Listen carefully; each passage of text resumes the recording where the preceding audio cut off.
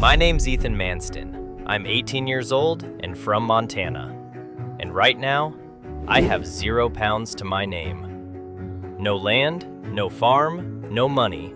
Absolutely nothing. 2 years ago, I came to the UK, drove through Whitcomb Valley, and something just clicked. So I came back, did a 2-year unpaid agricultural placement on a farm here, and lived in a caravan the whole time. Yeah, that one. My dad's built one of the most successful farming operations in Montana. But that was his journey, not mine. I'm not here to follow in his footsteps. I want my own farm, built my own way. Small, organic, sustainable. Something I can actually be proud of. This is where my journey begins.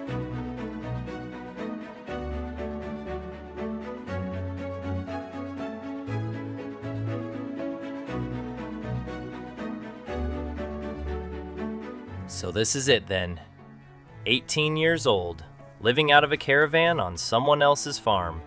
Absolutely no money to my name, and somehow still completely convinced this is going to work. I've spent the last 2 years here working for Pete, doing whatever needed doing, just trying to understand how everything actually fits together. Not just driving tractors, but how farms in this valley actually run, where the money comes from, what works and what doesn't. I've saved everything I could, which sounds good until you realize everything isn't exactly much when you're starting from scratch. The plan's there though. I know what I'd do if I had something to start with. I know the kind of operation I want to build. It's just that gap between knowing and actually being able to do it that's the problem right now. Still, something usually turns up. You just have to be ready when it does. Hey Pete. Morning, lad. Happy birthday. 18 now. That's you properly on your own feet, whether you like it or not. Yeah, feels about right. Right. Before you get stuck into anything today, I want you to head over to the grain shed in the barn opposite and have a look inside. Don't start anything else first. Just go and take a look. All right.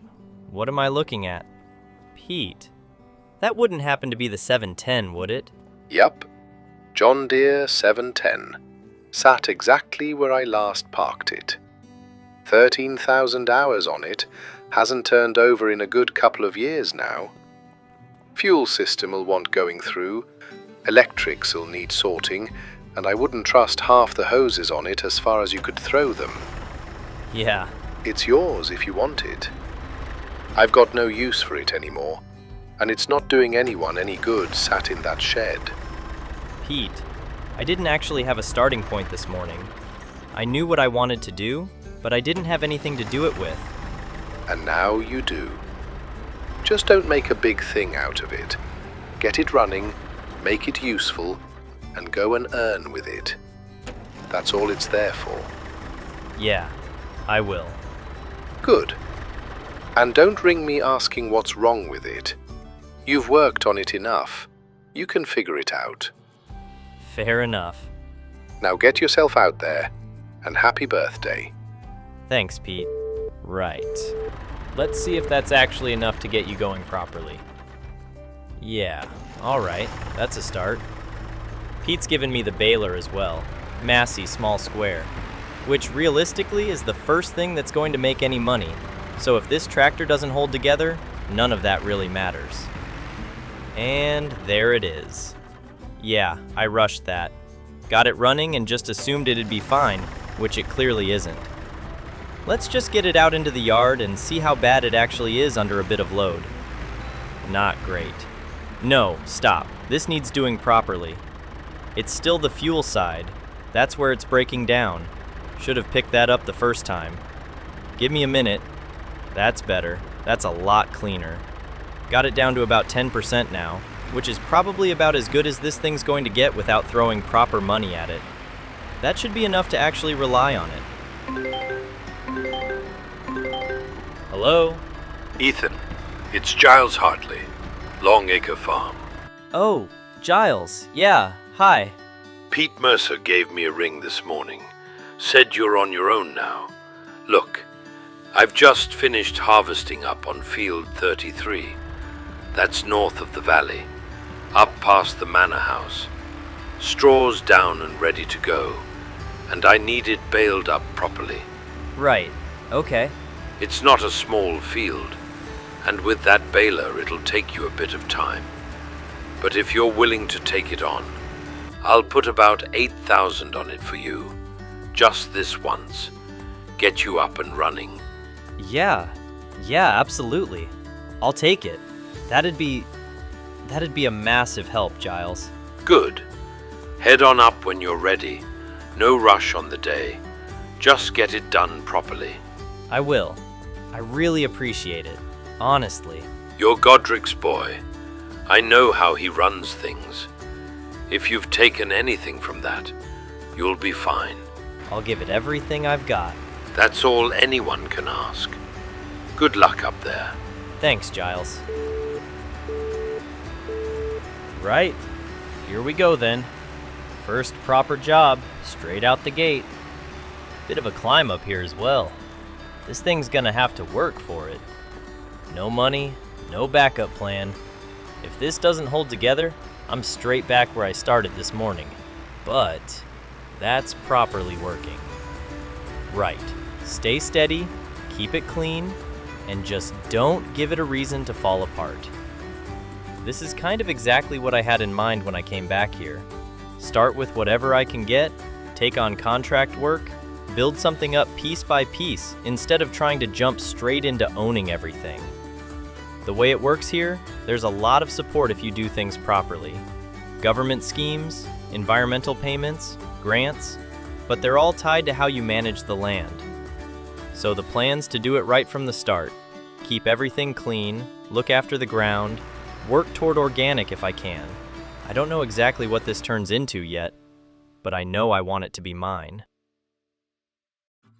That'll do. 8,352 pounds for the first job. And I can't really argue with that as a way to start things off. I knew there was money in it if you did it properly, but I didn't expect it to come together like that straight away. At the same time, I'm not kidding myself. That's not normal. And I can't build anything expecting that sort of payout every time something comes in. Giles was helping me out there, same as Pete did this morning, and I've got to treat it like that. A good start, not a standard. Summer's basically finished now as well, which changes things a bit. There won't be much more call for baling like that, so the one bit of kit I've got that actually earns money is already on its way out of usefulness. Right, autumn then.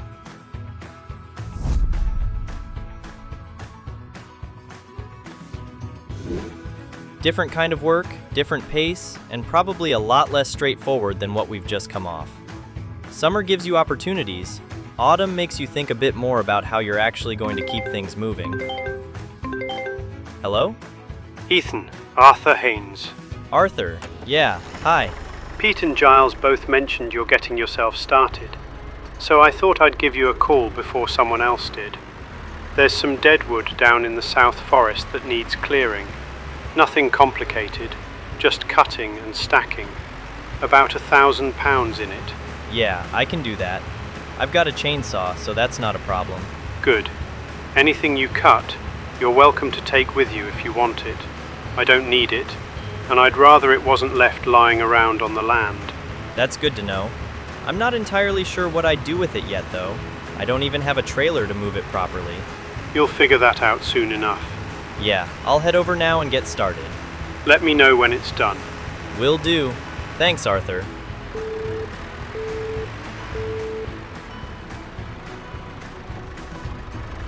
Right.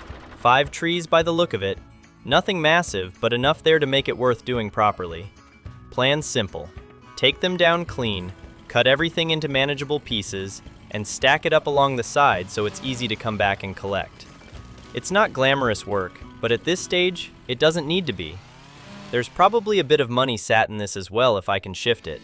Maybe a couple £100 once it's all moved and sold, which isn't huge, but it all adds up when you're starting from nothing. The bigger issue is actually moving it. Without a trailer, it's just going to sit here, which defeats the point of doing it properly in the first place. So that's already the next problem to solve. How I turn this from just a job into something that actually creates a bit more value on top of it.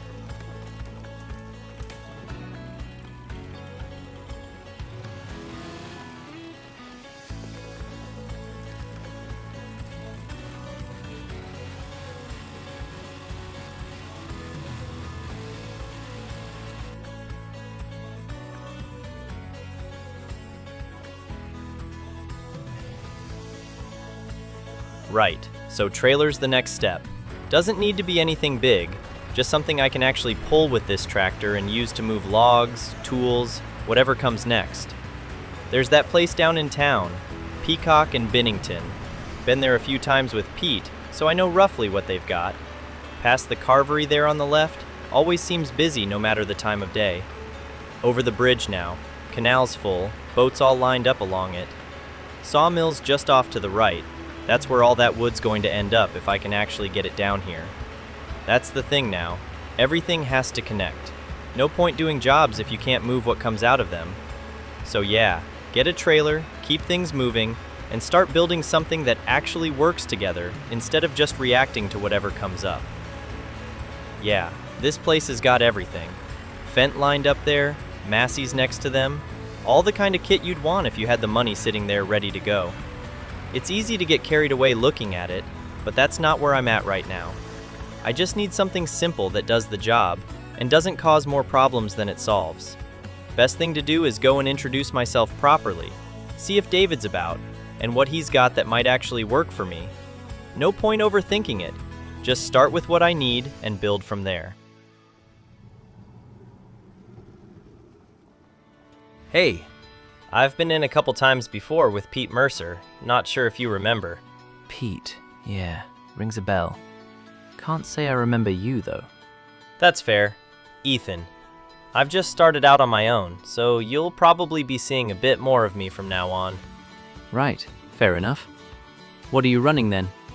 Just a John Deere 710 at the minute. Old thing. Bit rough, but it's going. Yeah, I know the one. Proper starter tractor, that. Looks like it's had a hard life. Still is, to be honest. So what brings you in today then? I've just taken on a deadwood job down in the South Forest, and I've got no way of moving it. So I'm after something cheap. Nothing fancy.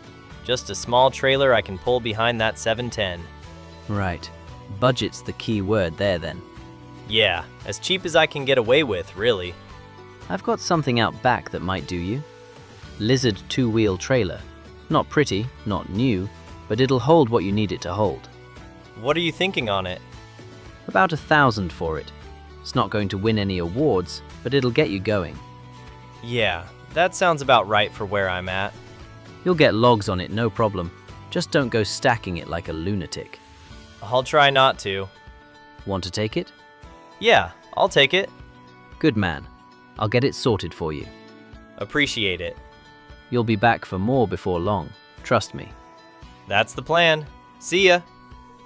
Right, let's have a look at what we've actually got. Hitch looks alright. Tires are decent enough. Nothing falling apart, which is a good start. No real tie points on it though. That might be a bit of an issue once I start loading logs on properly. Might have to get creative with that. Straps, positioning, just make sure nothing's going anywhere it shouldn't. Still, for 1,000 pounds, I'm not expecting perfection. It just needs to do the job. Right, back down to the forest then. Get that wood loaded up and see if this thing actually earns its keep. First proper bit of kit I've bought as well. Not much, but it's a start. Right, let's get the first of this loaded up and see what we're actually working with. Not too high to start with. Just keep it sensible and make sure nothing's going anywhere on the way down. Everything's already cut to size, so it's just a case of getting it stacked properly. Keep the weight balanced. Don't overload it, especially with no proper tie points on this trailer. That should do for a first run. No point pushing it straight away. Better to make a couple trips and keep it all under control. Right, down into town then. Last thing I need now is losing half of it before I even get there. Be interesting to see what this actually comes out at. It's not exactly high value stuff as it is, but it's better than leaving it sat in a pile doing nothing. 146 pounds. Right. Not huge, but it's something, and it proves the idea works. Right, back up for another load. It's not going to be big money doing it like this, that's already obvious. Couple 100 pounds here and there, and it takes time to move it all as well. But it fills the gaps, and right now that's what matters. Keep the money coming in, even if it's small, and just keep building from there. Second load, same again, don't rush it. Keep it neat, keep it manageable. Dad? Ethan, finally caught you at a decent time. Yeah, just out working. How are you? Busy. We're all over the place at the minute, filming. Can't say much about it yet, NDAs and all that. But it's shaping up to be something worth watching. Yeah, I've been hearing bits about it. Sounds big. It is. I'll let you know when it's ready. You'll want to see it. Yeah, definitely. So how are you getting on over there? Good, actually. Spoke to Giles. He gave me a baling job to get started, and now I'm just finishing up a deadwood contract for Arthur. Deadwood, yeah. That takes me back. I know, I've heard the stories. That's exactly where I started. Clearing deadwood for next to nothing, trying to work out how to turn it into something more. Yeah, I mean the contract's about 1,000, and I'm getting a bit extra selling the wood, but it's not massive money. It never is at the start. It's what you do with it that matters. That's what I'm starting to realize. Feels like there's something more in it than just selling it straight off. There is, if you think it through. I mean, firewood maybe? Cut it properly, stack it, sell it on pallets or something? Especially heading into winter here, people are going to need it. That's exactly the kind of thinking you want. Don't just sell the raw material if you can turn it into something worth more. Yeah, I'm trying not to just copy everything you did though. Probably for the best. Just don't start mowing backwards. Yeah, I've heard that one enough times. Good. Learn from the mistakes without having to make them yourself. I think the firewood idea could work. I just need somewhere to actually do it. Space, storage, something like that.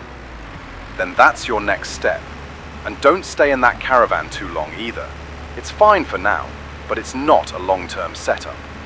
Yeah, I've been thinking that as well. If I can find somewhere with a bit of land, I could set something up properly. Exactly. Build it so it works for you. I will. And call your mother. She'll want to hear from you. Yeah, I know. I will. Good. Don't leave it too long between calls either. I won't. All right, keep going. You're on the right track. Thanks, Dad. Right, firewood. That might actually be something. Finish this up first, then figure out how to turn it into something bigger.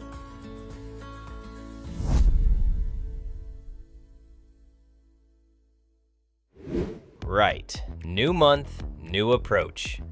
Autumn's properly here now. Winter's not far behind.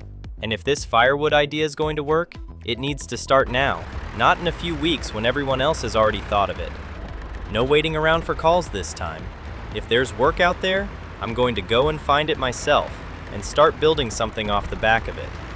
Time to call Giles. Giles speaking. Hey Giles, it's Ethan. Just thought I'd give you a ring. See if there's anything going at the minute. Ah, good timing actually. I've got a couple patches of deadwood up in the forest, above field 33. Same area you were in before. Needs clearing properly. Right, okay. There's a fair bit there, so it'll take you some time. But I'd put about 1,800 on each patch. So call it 3,600 pounds if you get through both. Yeah, that sounds perfect. I'll take it. Thought you might. You're set up for that sort of thing now anyway. And just to double check, the wood from it, am I alright to take that as well? Of course. I don't need it. Otherwise I wouldn't be offering it out like that. Do what you like with it. That's ideal. I've actually been thinking about doing something with it. Turning it into firewood. See if I can sell it on properly. Yeah, that's a good idea. Especially this time of year. People will be wanting it soon enough.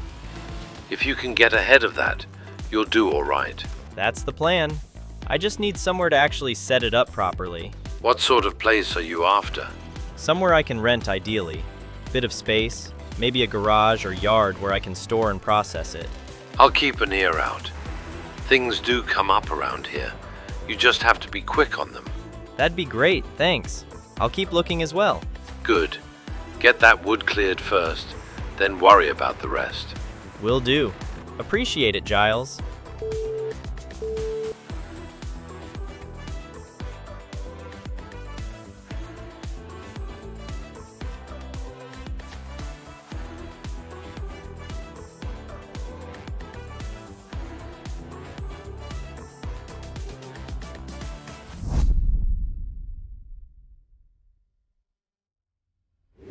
November already, and you can feel it now.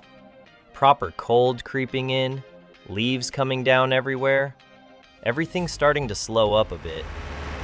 Sitting just under 15,000 in the bank, and I found something, listing on the other side of the valley. If it's what it looks like, I need to get there before someone else does. From what I've seen online, it's more than I actually need for living, but that's not really the point. It's the space that matters. Somewhere I can actually set something up properly instead of trying to make everything work out of a trailer and a caravan. Yeah, this is it. Right, okay, that's bigger than I was expecting. House is more than enough. But that shed there, that's the important bit. Firewood stacked along that wall, maybe run pallets down this side. There's a lot more room here than I thought. Even space round the back as well. Yeah, this could actually work. $900 a month, about $11,000 a year. It's not cheap, not for one person anyway. But if this works, it pays for itself. That's the way I've got to look at it. Right, no overthinking it. This is the one. Get it locked in, get a year paid, and don't have to think about it again until next November. Let's see what we've actually got in here. Yeah, that'll do nicely. Bit of space. Couple of old tools left behind. Nothing special, but useful. Plenty of room for wood, for pallets, even space to keep everything under cover. This is exactly what I needed. Right, get the trailer in first, keep everything out the weather. Leave that there, shut it up. Need to grab the baler from the caravan as well. Can't leave that sitting out. Back it in. Yeah, that fits nicely. That's everything under cover now. Proper base to work from.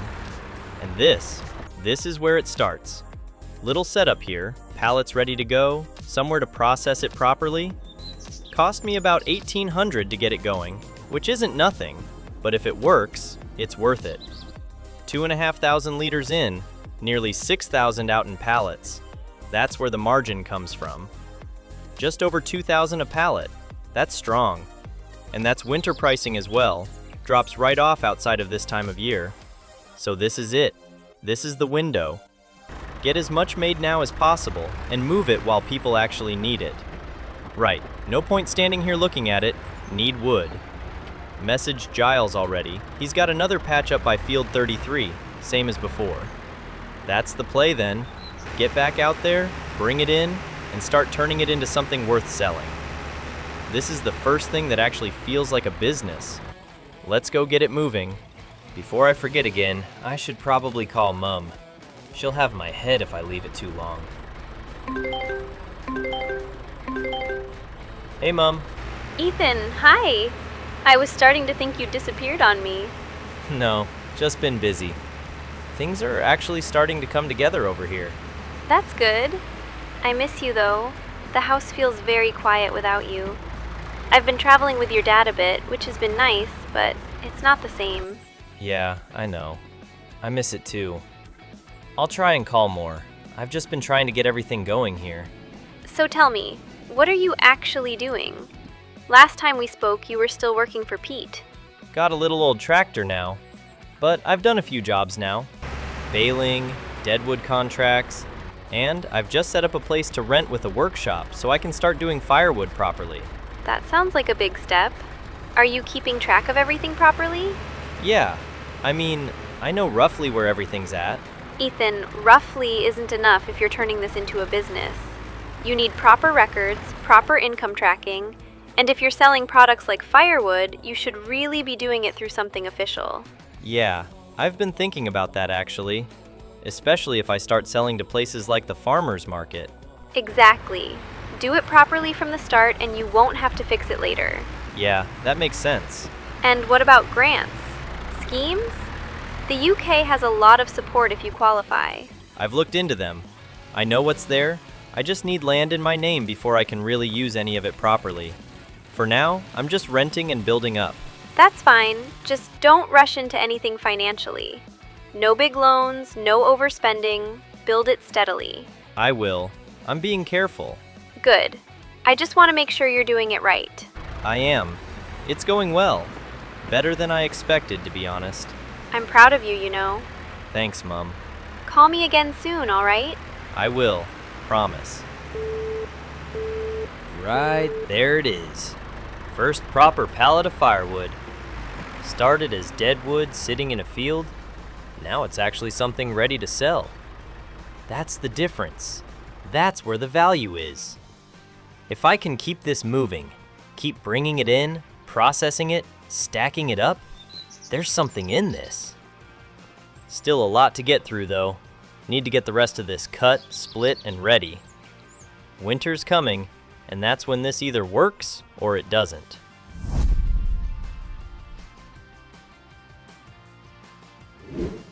Winter's here.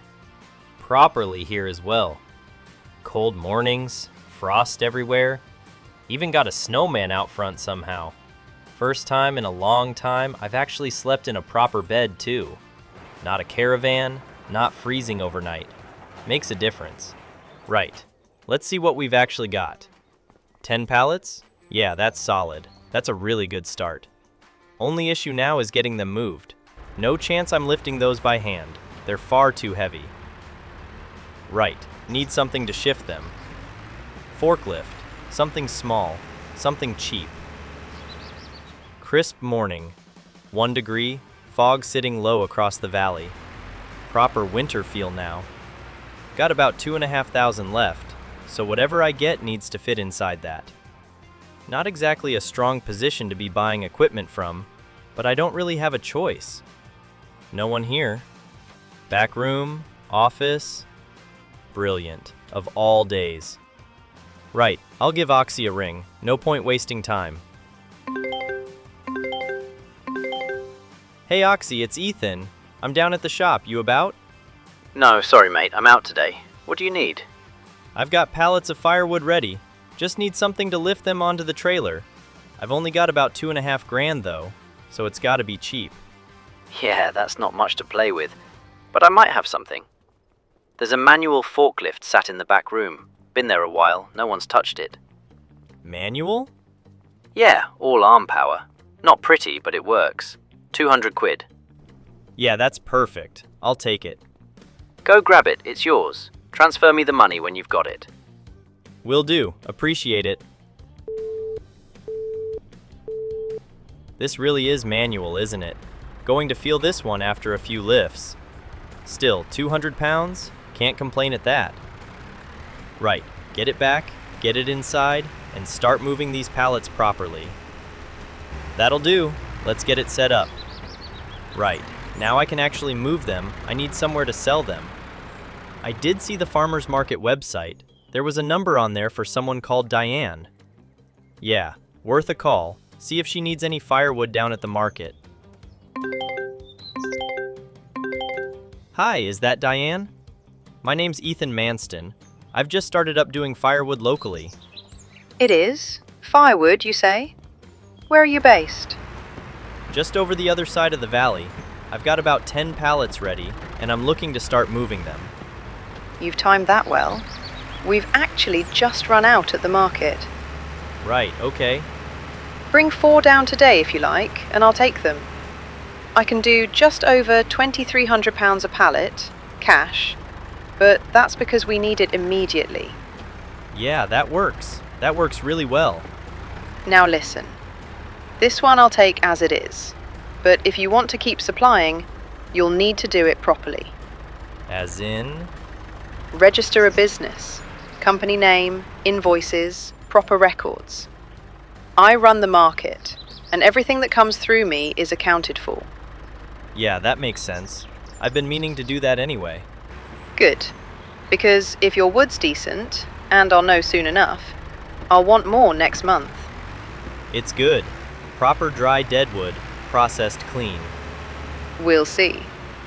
When can you be here, do you reckon? I'll load up now and head over.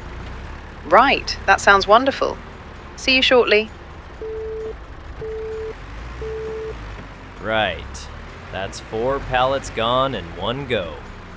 Proper sale, proper money.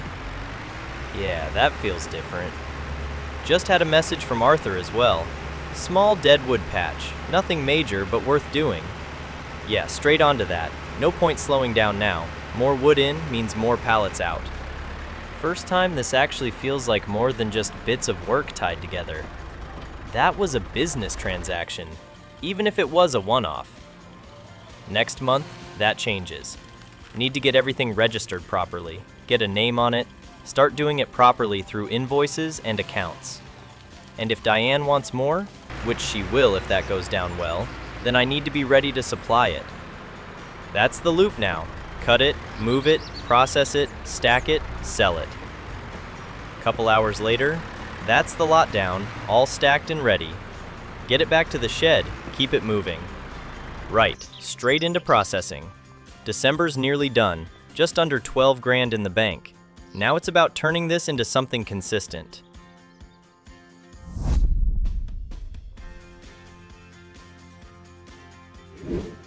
New year. Bit of snow coming down, proper cold now. 18 pallets sat there ready to go. Yeah, that's not a bad place to start from. But now it needs to become something official. No more half measures. Business needs registering, accounts set up, everything done properly. Been playing around with names as well. Didn't want something too specific. Manston and Company. Yeah, that works. Leaves it open. Doesn't lock me into just firewood.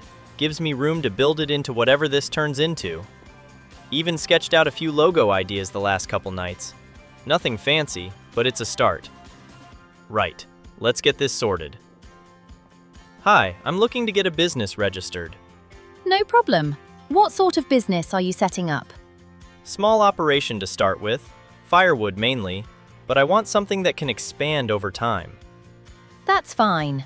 Have you got a name in mind? Yeah, Manston and Company. That works. Nice and broad.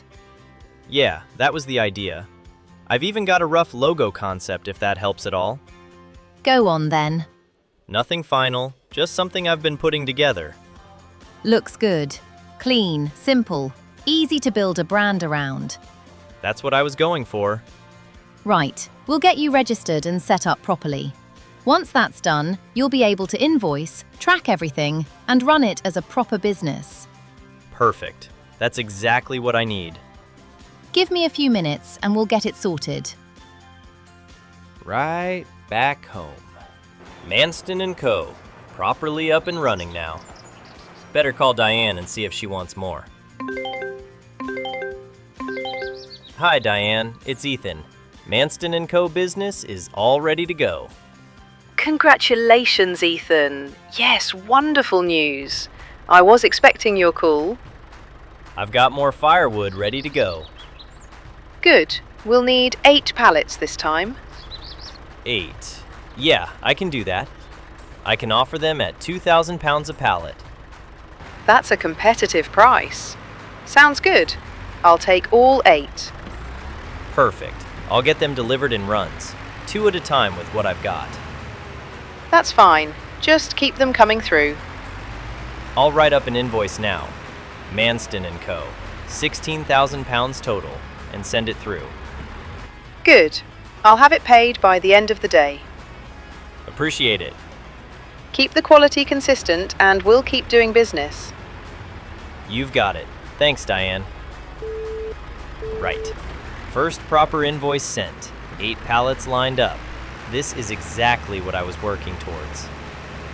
First load of 2 dropped off already, and it's running smoothly. Trailer's doing its job, forklifts holding up. Just takes a bit of time doing it this way. 3 more runs to go after this one, So it's not quick work, but it's steady, and that's what matters. This is the difference now. It's not just doing jobs and getting paid. It's producing something, moving it, and selling it properly. Once this is consistent, there's probably more I can do with it as well. Different sizes, different types, maybe even expand into other things alongside it. But one thing at a time. No point getting ahead of myself before this is properly stable. Load, drive, unload, repeat. Keep it simple, keep it moving. 16,000 pounds in for the first proper run through Manston & Co. That's a big step up from where this was even a couple of weeks ago, just cutting dead wood and hoping to shift it. It's still early, and there's a long way to go before this is anything stable, but that's proof that the idea works. If I can keep supply up and keep the quality there, there's something real in this. January's done, and for a first proper month running it as a business, I don't think I could have asked for a much better start than that.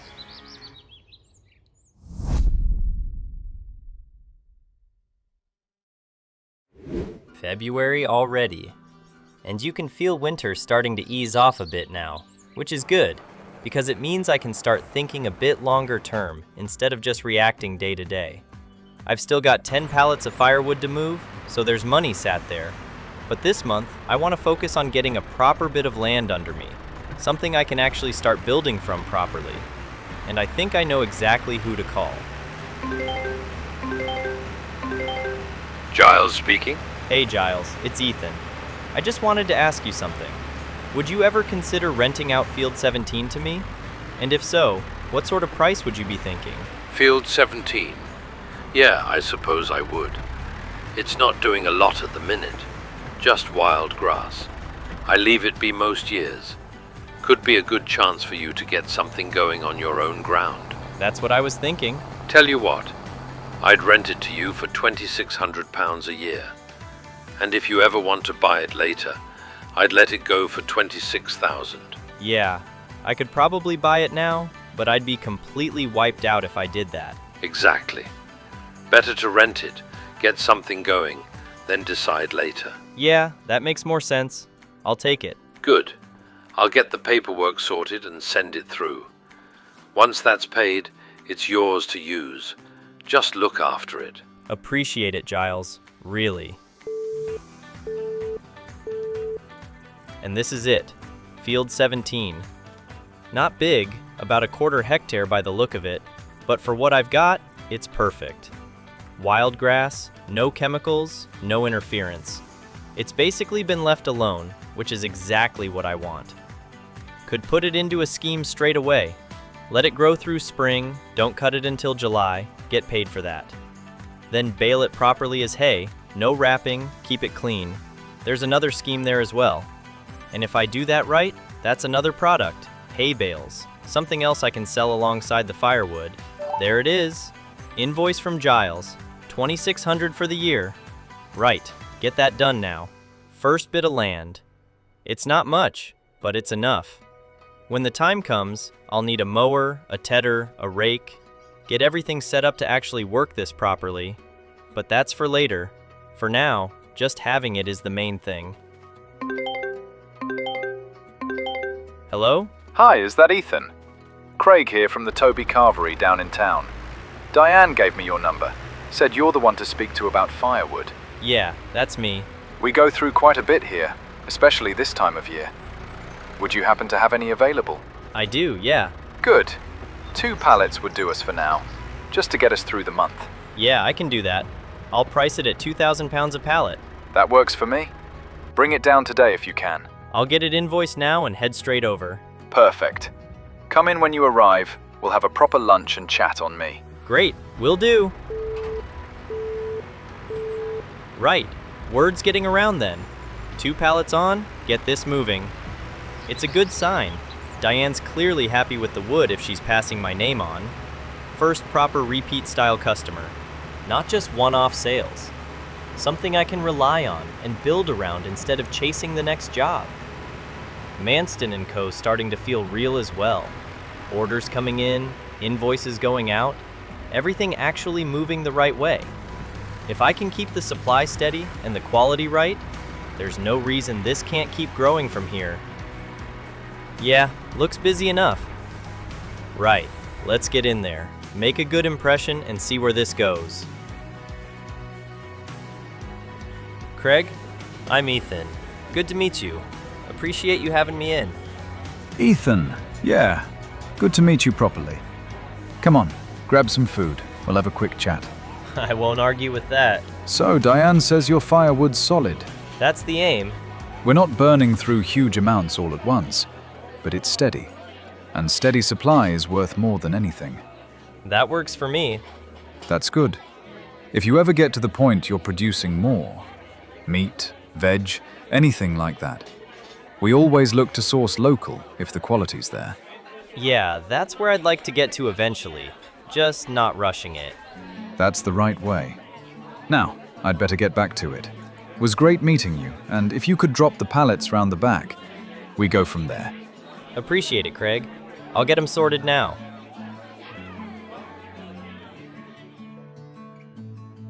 That's a good one to have. Proper customer, proper conversation, and something that could turn into regular work if I keep everything where it needs to be. 2 pallets dropped off round the back, all sorted, and paid straight away as well, which makes a big difference. It's starting to feel less like chasing work and more like actually building something that connects together. That's the key now. Keep supply steady. Keep the quality right. And make sure every order that goes out is something people want to come back for. Quick stop at the farmer's market as well, just to see how things are moving there. 4 pallets gone already, 4 still sitting there. So it's moving, just not as quickly now that winter's easing off a bit. That's fine though, it's done its job. It got things started, got money moving, and got my name out there. Back to the shed now. 8 pallets left here as well, so still in a strong position heading out of winter. Got 1 pallet of wood chips sitting there too. Might be something in that. Sawmill maybe, or someone local who can use it. No point letting it sit if it can bring something in. Overall though, February's done, and it's been a good one. Land secured, new customer in, steady sales. Everything's moving in the right direction. Now it's about carrying that into spring and seeing what this actually turns into.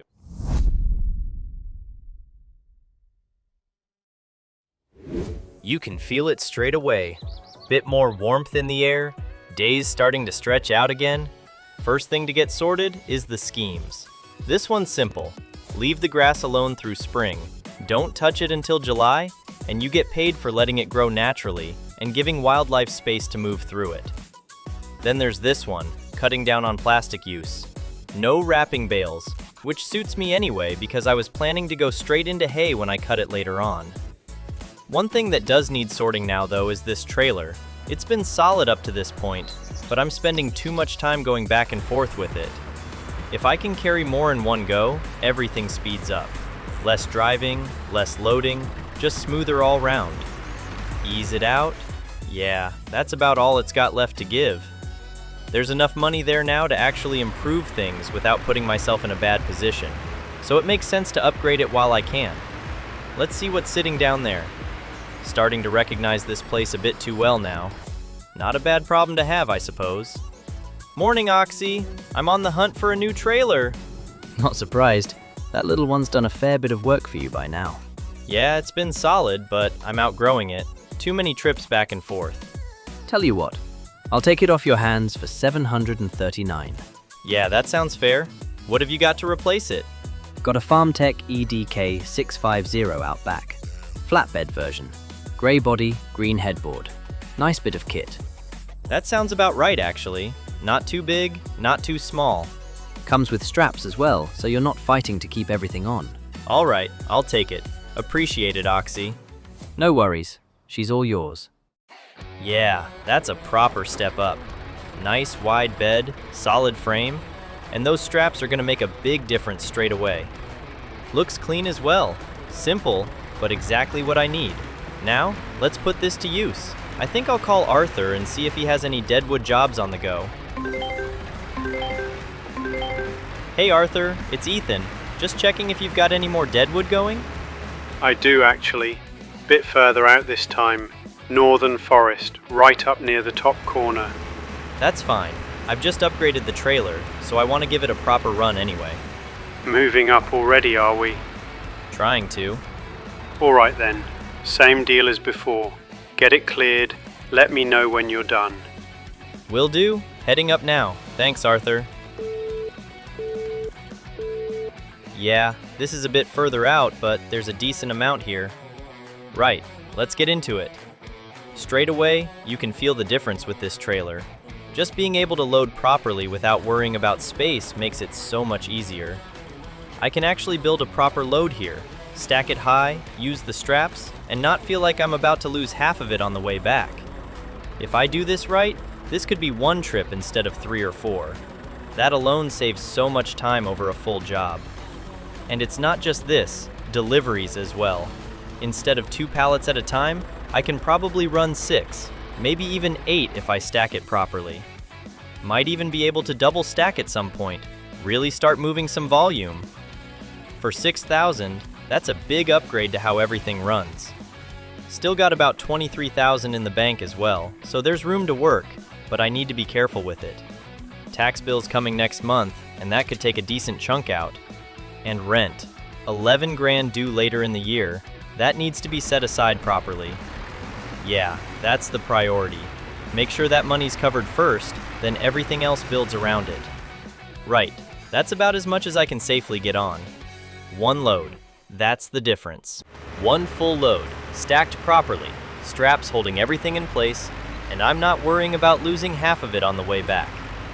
Before this, I'd still be halfway through the job, going back and forth trying to move it all in smaller runs. Now it's 1 trip, 1 proper load, and straight back into processing. Let's see what this looks like coming off. There we go. Yeah, that's exactly what you want. Straight into the work area as well. Saves time straight away. Just need to split this out now.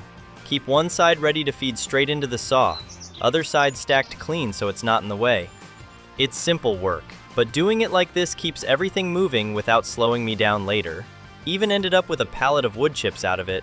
Let's get this one moved back in. That's 2 pallets of chips now. Not entirely sure what the best use for them is yet, but I'll figure something out. Spring's here, so it's not going to move like it did in winter. Still, it's not a bad problem to have. Better to be stocked up than scrambling later when it picks up again.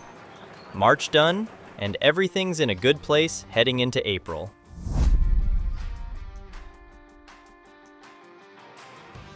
April's here, and with that comes the one thing I've been keeping in the back of my mind the whole time: tax. And somehow, after all that, nothing owed. I'll take that. Definitely wasn't expecting it to land like that. Couple of orders come through this morning as well. 2 pallets for Craig down at the carvery, and another 2 for Diane at the market. That's the kind of thing I want to see now. Steady, repeat orders just coming in without having to go chasing for them. Get these lined up properly. Keep the weight balanced, straps tight. Last thing I want now is undoing good work with something silly on the road. This trailer's made a massive difference already. Before, I'd be thinking about how many trips this would take. Now it's just load it once and go. It's funny how one upgrade like that changes everything. Not just time, but how you plan your day as well. You start thinking in full loads instead of half jobs. If I can keep this pace up, produce, stack, deliver, and not let things bottleneck, it's going to stay manageable. Out onto the road now. Roads are a bit quieter this time of day as well, which helps. Everything's starting to link together now. Supply coming in, product going out, customers coming back. It's not perfect, but it's working. There we go. First stop. It's been a solid month overall, just keeping things moving, refining how everything works, making sure nothing's getting wasted. Even started putting a bit more thought into the brand side of things as well. Manston & Co. isn't just the name anymore. It's actually starting to look like something. Got some bits made up, shirts, hoodies, hats, even mugs. Just stuff I can wear and use while I'm working, keep it consistent, and get it out there a bit more. They're all up on the site now as well if anyone's interested. Nothing over the top, just simple, clean designs. And if you do end up having a look, there's a code running at the minute. ETHAN26 gets you 20% off. Anyway, thought I'd come and have a look before wrapping the month up. Yeah, this is exactly what I wanted. Grass is coming through nicely, all natural, no interference, just doing its thing. Letting it run through to July should work well. See what the scheme pays out and then get it cut into hay properly. Be interesting to see how many bales come off it as well. Could be a nice addition alongside everything else if it works out. April done, and everything's set up nicely heading into the next phase.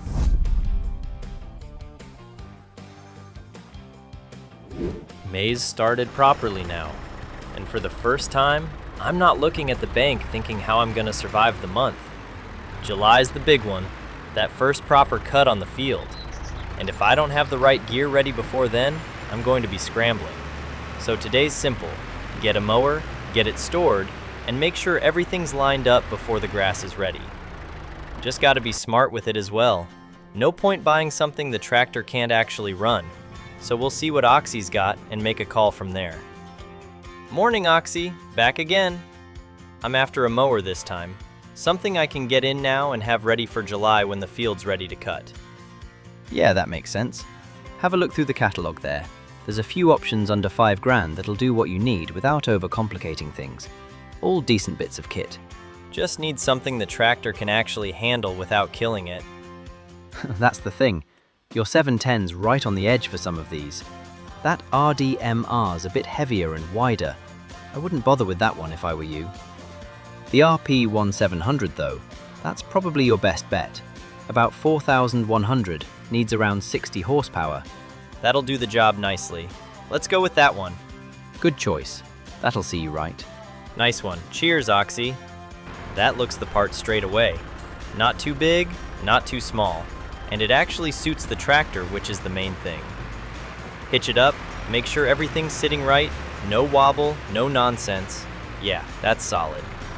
Right, that's one job sorted. Next stop, Mayfair. Might as well see what's going on down there while it's on. You can hear it before you even get there. Loads of people, chatter, stalls. Definitely busier than I expected. Let's go have a look. Wow, this place is nice and busy. Always great to see all the locals out. Hey, sorry, I don't think we've met. I'm Ethan. Hey, I'm Rosie. Yeah, I've seen you around. You're the one doing the firewood, right? That's me, yeah. Still figuring it out, but it's getting there. Of course it is. You're the American, yeah? Yeah, that's right. Thought so. Didn't think we'd be short enough on farmers round here, we'd have to import one. Give it a few months. See how long it lasts. Callum. I'm not really here to take anything off anyone. Just trying to build something of my own. Yeah, well, this isn't Montana. Doesn't work the same here. That's enough. If you've got something useful to say it properly. Otherwise, don't say it at all. Was just saying. No, you weren't. Sorry about that. Don't worry about it. Comes with the territory, I guess. Good to see you here, Ethan. This is where people actually start to get to know you. Yeah, I'm sure he'll warm to me eventually. Anyway, I'd better get back to it. Well, bit of everything in there. Some good, some not so much. But that's probably how it's meant to be. You don't just arrive somewhere like this and fit straight in. You've got to earn it. Just got back and already got a message through from Craig at the Toby Carvery asking for another 2 pallets, which is ideal. Not massive orders, but it's consistent, and that's exactly what I need right now. I've sent him an invoice over for $4,000, $2,000 a pallet, so let's get those loaded up and taken down.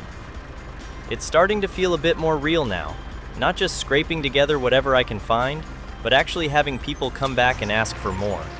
2 pallets here, 2 pallets there. It's not massive, but it adds up, and more importantly, it keeps things moving. That lad from earlier, Callum Draper, definitely not the warmest welcome I've had since being here. You can tell straight away he's not a fan of someone new turning up and getting involved, especially not someone from the other side of the world. Doesn't really bother me though. I'm not here to prove anything to him, just here to build something that works. Straight back to the shop now because I'm about to do something I probably shouldn't. Let's see what Oxy's got. All right, Oxy, back again. Back again already? What are you after this time then? Tedder and a windrower. Have a look in the windrower section. That Lizard Z240, about 800 quid. Bit old, but it'll do what you need. You can switch it between windrowing and tedding, just change the tines over. That actually sounds perfect, to be fair. Cheap, simple, does the job. Hard to go wrong with it. Yeah, all right, I'll take it. 800's a no-brainer for now, thanks. For the price, that's solid. Bit rough around the edges, but it's exactly what I need right now. Pete, good timing actually. I was just about to ring you. You got anything going at the moment? Yeah, actually. Field out the back of the yard. 98. Needs tedding. Not a big job, but it wants doing. Yeah, I know the one. I can head straight over now. I'll give you about £1,000 for the day. That works perfectly. I'll get on it. You've been keeping busy then? Yeah, more than I expected, to be honest. Ended up picking up a place on the other side of the valley with a shed. Started putting together a firewood setup out of there. Manston and Company. Been doing bits of contract work alongside it. Deadwood, baling when it comes up, and now starting to get a few repeat orders coming in, which helps. Sounds like you've not been wasting your time. Just trying to keep everything moving, really. Bit of everything at the moment, but it's starting to come together. Good. Keep it that way. Appreciate it, Pete. I'll leave you to it. This is exactly what I need. Work like this, steady, simple, keeps everything ticking over while I build the rest up around it.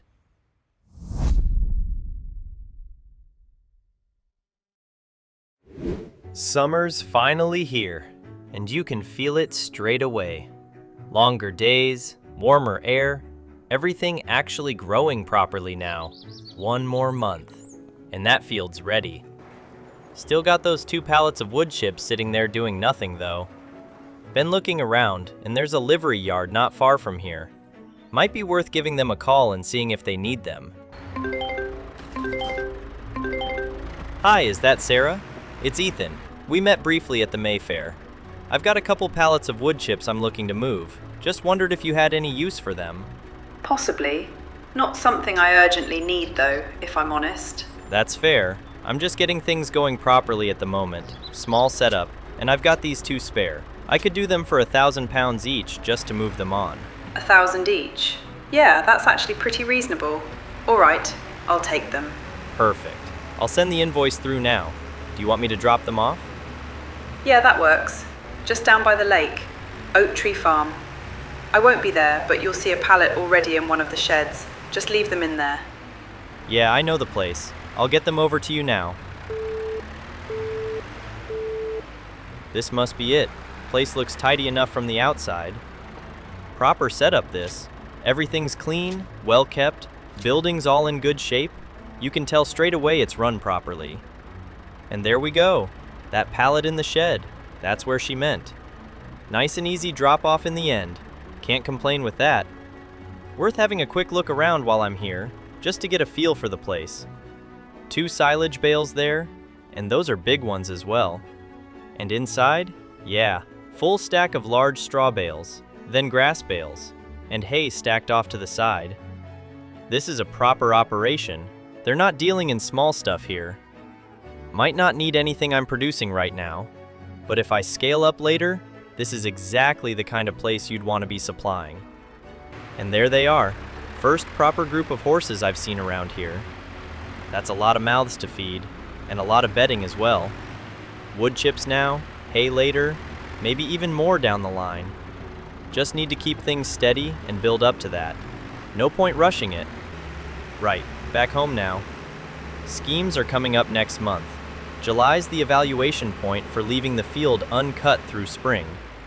That's when we find out if it's actually worth it, whether the payout makes sense compared to just cutting it and turning it into bales. Could go either way, to be honest, but either way, we'll learn something from it. Grass is looking good though, really good. Thick, even, grown out properly. First proper harvest coming up. That's a big moment. Got everything ready as well. Mower, tedder, rake, baler. And if I keep it all as hay and don't wrap anything, that's another scheme payment on top. Sitting at about $34,000 now as well, which is still a strange number to say out loud considering where this all started. And there's still space here, loads of it. That whole bit next to the shed, and then the back corner as well. Could put something in there, chickens maybe, rabbits, some kind of small setup that brings something extra in, or even a small production line of some sort, just something that makes use of the space. Not rushing into anything though. Better to figure it out properly than throw money at something that doesn't work. For now, things are moving in the right direction. That's what matters. Let's call it there and get ready for July.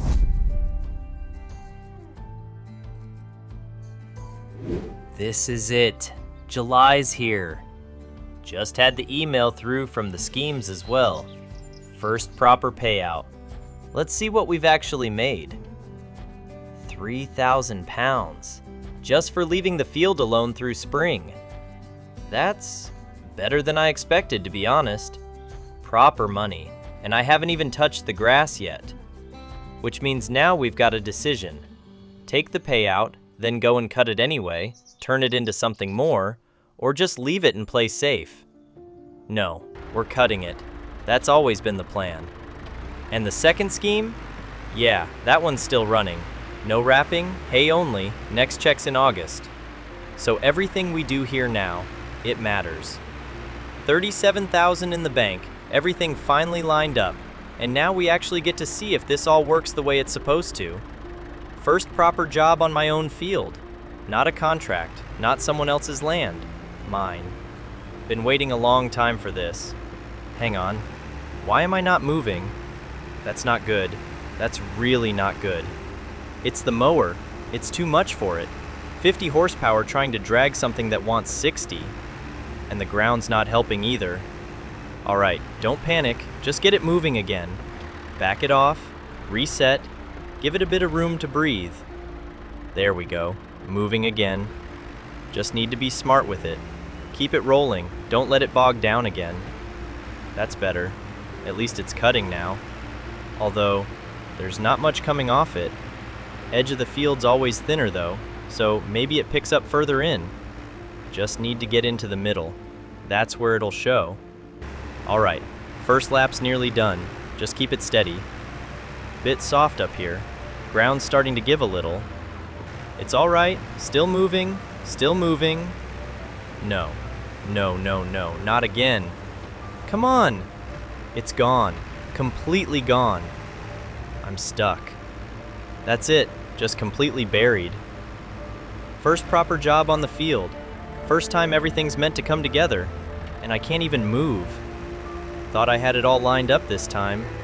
Got the mower, got the kit, got the plan, and it still isn't enough. This isn't just bad luck either. This is the tractor. It's not built for this. So what do we do now? Call someone? Get pulled out? Call Giles? Or just accept this is where we're at? Because if this doesn't work, then everything changes. We either fix this, or we upgrade. And I think I already know which one it's going to be. Well, that's not exactly how I imagined ending the first year. There goes the old 710. Giles has taken it down to the workshop now after we completely buried it in the mud over in field 17 trying to run that mower. I think I just asked too much from it in the end. Good little tractor, but 50 horsepower and wet ground wasn't a great combination. But maybe this is a sign as well. Maybe it's finally time to step things up a bit. I caught the bus into town this morning, and I'm heading down to Peacock and Binnington's now to see if Oxy's got anything that might work for us, because we can't leave that field sat half-finished forever. There's the shop now. Morning, Oxy. You look stressed already. Tractor finally died on me. Ah, the little John Deere finally gave up then? Pretty much buried itself alive in the mud. Well, funny timing actually. I've got something you might like. MTZ, turbo version, about 110 horsepower. That sounds a bit more like what I need. Cheap too, 12 grand. Few hundred extra if you want it painted up. Can you do it black? Course I can. Alright then, let's do it. This thing actually looks seriously good. First tractor I've ever bought myself too. 12,600 pounds all in. Definitely the biggest purchase we've made so far. Yep, bit more power than the old 710. Right then, back to the field. There's the mower still sitting where we left it. Hopefully this thing handles it a little better. Oh yeah, no problem at all. This thing just pulls straight through it. No slipping, no bogging down, no struggling up the hill.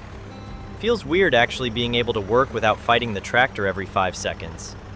We spend the rest of the afternoon cutting through the field properly, slowly working our way around and finally getting the whole thing knocked down. There we go, field finally cut. Took a bit longer than planned getting here, but we got there in the end. We'll leave the grass to dry out now, and next month we can come back with the tedder, rake, and baler, and hopefully make our first proper hay crop. Right, tractor away, mower parked back up, and after all that chaos, I think we're finally ready to start year 2 properly.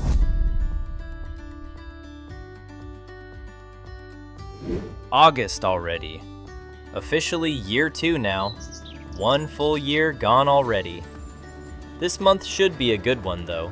First hay crop off field 17, first real chance to use all the equipment we've bought over the last year, and hopefully the first time this little field actually starts paying us back for all the effort we've put into it. Alright, let's get moving. Still getting used to this MTZ, honestly. Compared to the old John Deere, this thing feels huge. So much more power too, makes everything feel way less stressful. Nice morning for it as well. Middle of August, sun's already out. Grass should be ready after sitting cut for a while now. There we are. Field's looking pretty good actually. First job today is tedding everything out so it dries evenly into hay. Basically just turning the grass over and spreading it around a bit more. Haymaking seems simple when people explain it, but there's definitely more timing involved than I expected. Hard to believe this was just wild grass sitting untouched earlier in the year. 3,000 pounds from the spring scheme definitely helped make this whole thing worthwhile too. There we go. Hay's looking much better already. Nice thing about this machine is it doubles as the windrower too, so we don't need another separate piece of equipment. Just switch the setup around a little and now we can start pulling everything into rows. This part's honestly way more satisfying. And hopefully there's enough here to make a decent amount of bales because I genuinely have no idea what a field this size is supposed to produce. Alright, rows are done. Looks really clean actually. Time to head back and grab the baler. Funny thinking this little baler was one of the first things we got given. It's basically been sitting in the shed waiting for this exact moment all year. Back into the garage nice and easy. Tedder back where it belongs. Mower over there. And now the important part. There she is, little Massey Ferguson baler. Kinda nervous, honestly. Never really done this before. Rows still look good though. Hopefully the baler agrees. Alright, let's see what happens. Okay, yeah, we're picking it up. And there goes the first bale. Hold on a second. Man, that's actually really cool seeing that sitting there in the field. First ever Manston & Co. hay bale. Looks good too. Nice, clean little hay bale. After that, we just keep going row by row through the field, slowly watching more and more little bales appear behind us. Whole place gradually filling up with them. Need to figure out pricing too, because eventually these things need to actually make money. I checked the store prices earlier, and they're selling these same size bales for around 300 pounds each, which honestly feels insane. But then wholesale prices are way lower than I expected too. If I just sold straight into the market, we'd barely make anything. So maybe somewhere in the middle makes sense. 150 pounds maybe? Cheap enough that people would rather buy from me than the store, but still enough to make all this worth the effort. And there we go, final row done. That's not bad at all. Whole field baled up, proper first harvest. And we should definitely be able to get another cut off this field later in the year too. Means this isn't just a one-time thing. Alright, time to head home and swap equipment again. Baler back into the shed for now. One last job left though. Need to actually get all these bales home. trailer back on, and now it's straight back down the road to the field again. Feels weird how normal this drive's starting to feel now. House to field to town, town back home. Starting to actually feel settled here. There they are, whole field full of little hay bales. Luckily, these are still small enough to move by hand, so we spend the next while loading them onto the trailer one by one and stacking them carefully into rows. And while I'm doing this, I keep thinking about the pricing again. 150 pounds really does feel about right. Half the store price, still decent money for us, and hopefully cheap enough that local people actually want to buy them. Especially considering this field already made us $3,000 before we even touched it. 34 bales too. Honestly, better than I expected from a field this size. Alright, all strapped down and ready to go. First ever load of Manston & Co. hay bales. Gate shut behind us, and back home we go. Pretty good way to start year 2, honestly. First proper harvest done, first bales made, and now we've actually got another product to start selling alongside the firewood. Back into the yard, nice and easy. There we are, 34 bales sitting on the trailer, 25,000 pounds still in the bank, and plenty still left to figure out. But standing here looking at all this, it finally feels like Manston & Co. is becoming something real.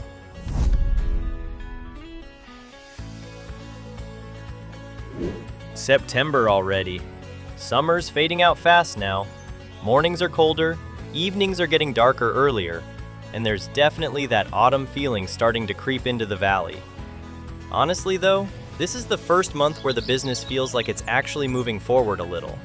Right now, I'm just unloading the last of these hay bales into the shed and getting them stacked up beside the firewood. First proper harvest we've ever had here at Manston & Co. And now comes the important part, actually trying to sell them. I figured Sarah down at the livery yard would probably be the best place to start, so let's see what she says. Millwood Livery. Hey Sarah, it's Ethan over at Manston & Co. We just finished our first hay harvest, and I wanted to see if you might need any bales. Oh, nice. What size are they? Just small square hay bales, 600-liter ones. Ah, no, sorry. We only really use the big 8,000-litre square bales here. We go through too much feed for the small ones to really make sense. Oh, okay. Yeah, that makes sense actually. Try Oliver over at Willowbank though. Smaller setup. He might take them. Alright, thanks for that. Appreciate it. Well, guess that's my first rejection. Honestly, didn't even think about the size difference being an issue. I just assumed hay was hay. Still, no point sitting around feeling sorry for myself. Pete used to feed loads of hay to the cattle when I worked for him, so maybe that's a better place to start. Pete Mercer speaking. Hey Pete, it's Ethan. Got some hay bales ready finally and wanted to see if you needed any. Oh yeah. Sounds like you're getting things going down there then. Trying to anyway. They the little 600-litre squares? Yeah, those ones. Ah, perfect actually. I'll take 10 if you've got them spare. Yeah, absolutely. I'll get them loaded up and bring them over shortly. Sounds good. Just drop them by the lower milking barn near the parlour. Cows will probably start eating them before you've even left. Alright, see you soon.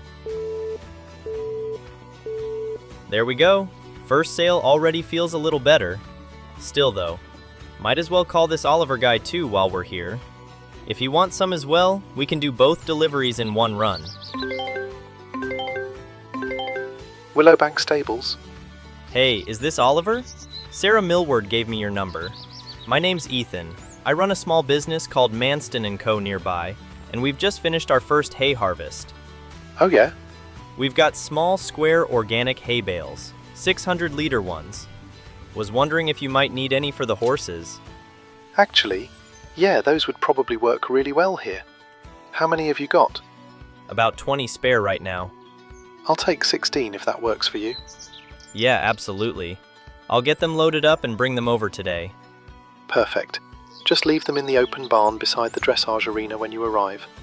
And welcome to the area, by the way. Appreciate it. See you soon.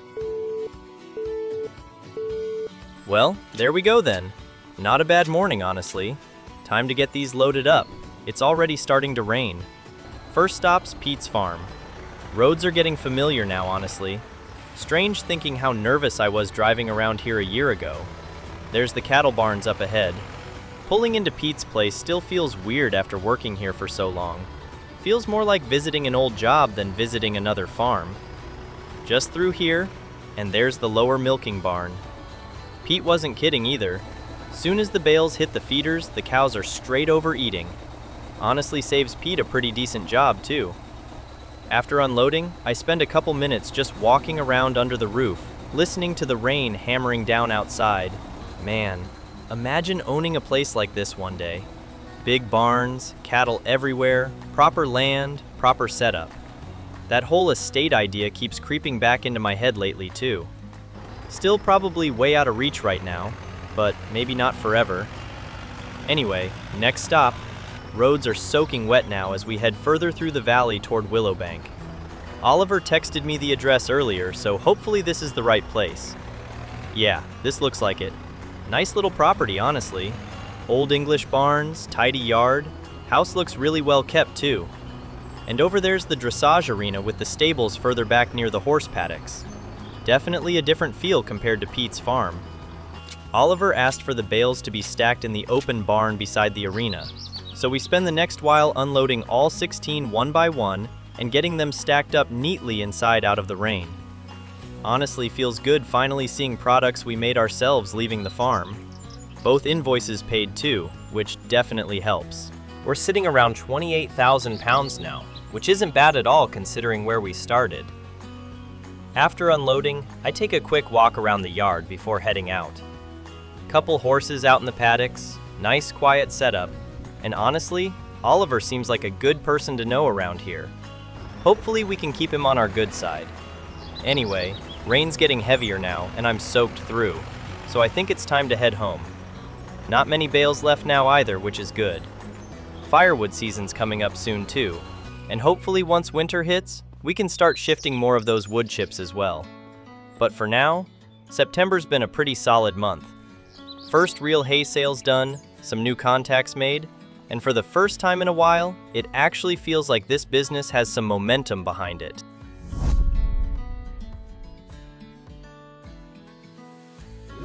October rolled in overnight. Trees around the valley are starting to turn orange now. Mornings are damp, and there's that cold feeling in the air where you know winter's not too far away anymore. But before everything slows down for the year, we've still got one more cut left in field 17. So first job this morning is getting the mower hooked back up and heading down there before the weather changes again. Honestly, still feels kinda strange having equipment sitting in this shed now. Year ago, I barely owned anything at all, and now we've got a mower, tedder, baler, trailer, tractor. Little setups growing slowly. All right, mower's on, let's head out. Roads are covered in leaves already too. Whole valley looks different compared to summer. There's the field up ahead. Grass actually came back pretty well after the first cut. Definitely worth doing another harvest before winter sets in. All right, mower down. And there we go, cutting nice and clean again. Crazy thinking this field was basically abandoned before we got here. Now we're getting multiple cuts a year off it, plus the spring scheme payment on top. Honestly, the spring scheme still feels like the smarter option too. 3,000 pounds just for leaving it untouched through spring is hard to ignore. We'd probably make slightly more from another cut, but once you factor in all the fuel, time, loading and deliveries, it balances out pretty fast. While I'm mowing, I keep finding myself thinking about Blackthorn Estate too. Most of the valley around here is owned by them. Big manor house over on the hill, loads of farmland, old barns, woodland, pretty much half the area honestly. They lease farms out sometimes through applications and interviews, but apparently nothing's available right now. Still, if something does come up eventually, maybe it's worth trying for. Could be a huge step for us one day.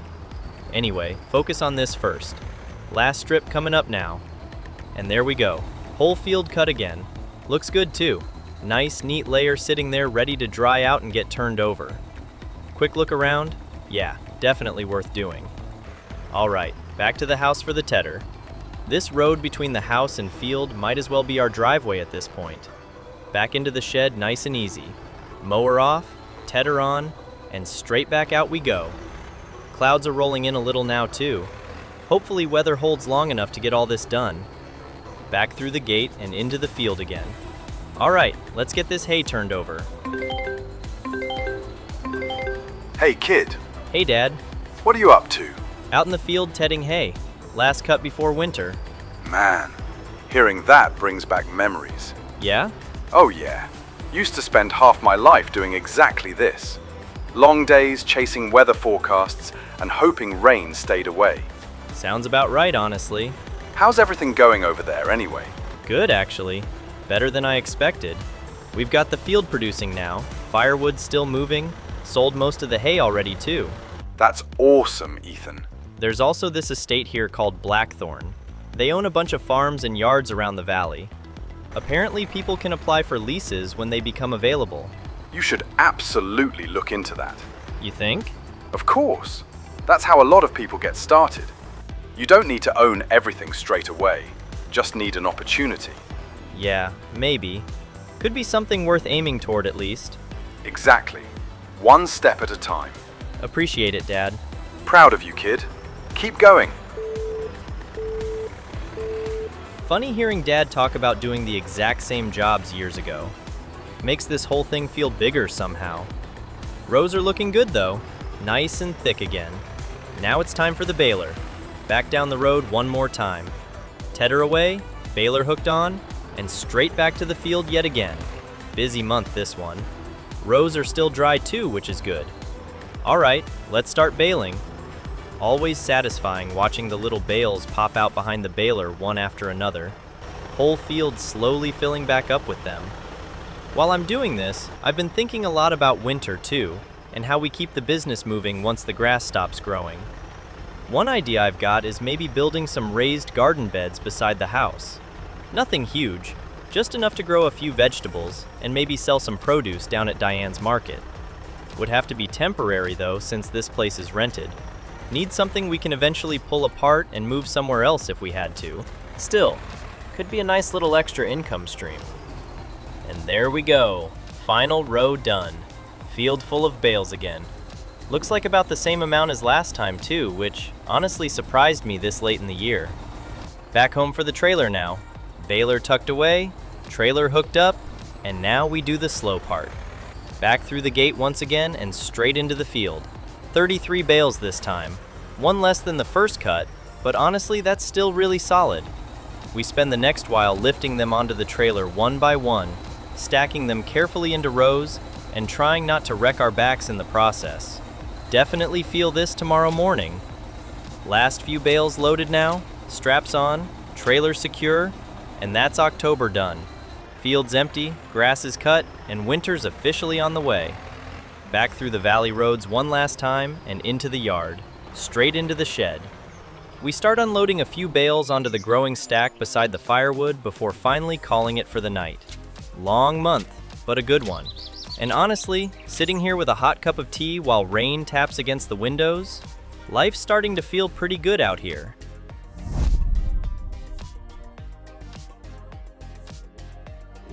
November hit hard this year. Woke up this morning and the whole valley was covered in fog. Bare trees everywhere, freezing air coming through the yard, and mud starting to build up around the gateways again. Walking into the shed this morning though, it's kind of satisfying seeing everything we've managed to build up over the last year and a bit. Trailer still loaded with hay bales from the last cut, couple more stacked off to the side, pallets of firewood lined up ready for winter deliveries. Rent day. 11,000 pounds gone instantly for another year on the house and yard here. Watching the account drop from 28,500 down to 17,500 definitely hurts a little. We also got the payment through from that reduced bale wrapping scheme as well. Whole grand total, 177 pounds. So yeah, probably not something we'll be relying on too heavily in future. Nice little bonus, I guess, but definitely not life-changing. Morning, Ethan. Hey Pete, how's things? Good, actually. cows absolutely tore through those hay bales you dropped off earlier in the year. Don't suppose you've got any more? Yeah, actually, we've got 41 sitting in the shed right now. I'll take the lot if you're willing to sell them. Seriously? Yep. We'll need the feed through winter anyway. Yeah, absolutely. I'll get them loaded up now and bring them over. Perfect. Same place as before. Sounds good. Appreciate it, Pete. That definitely helps. Honestly, selling all 41 bales in one go saves a huge amount of hassle trying to move them individually. By the time we finish loading them all onto the trailer, strap everything down and send the invoice through, Pete's already paid. Account sitting at $23,300 now, which feels a lot healthier than it did an hour ago. Right then, time to head down there. Roads are filthy today too. Constant drizzle, mud everywhere, and tractors leaving tracks all over the lanes. There's Pete's place up ahead. Driving through here always reminds me where this whole thing started, honestly. We roll past the first cattle barn, and all the Herefords are already crowded along the barriers, watching the trailer go by like they somehow know food's arriving. Then down past the muck heaps and lower into the milking yard. Soon as we start unloading the bales into the feeders, the cows are straight over eating again. Guess they really did like the last lot. Honestly, it feels good knowing something we grew ourselves is feeding a whole yard of cattle through winter. And Pete paying us for it at the same time definitely helps.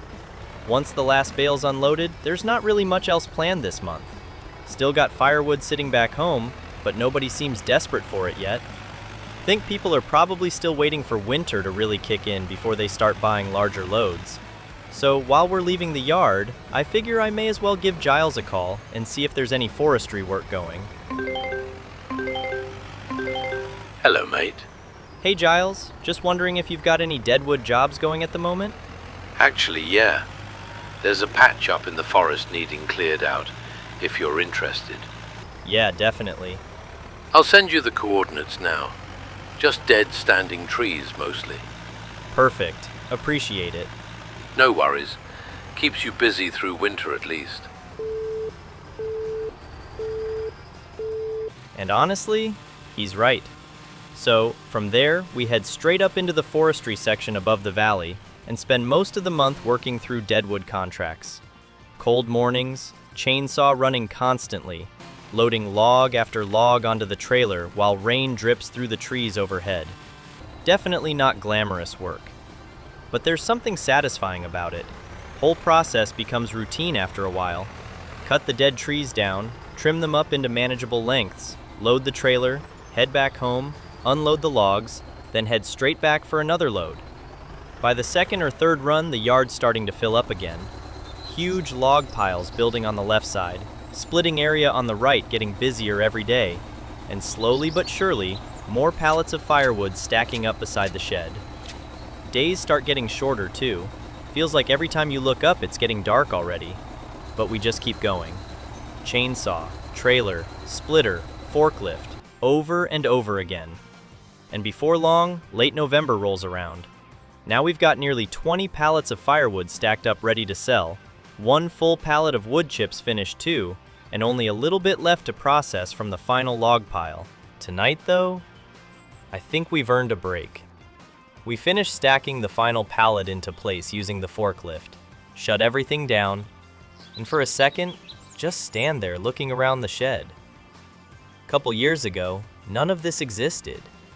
Now there's tractors parked inside, tools hanging off the walls, firewood stacked to the roof, and a business slowly taking shape, 1 month at a time. Anyway, freezing cold out here now.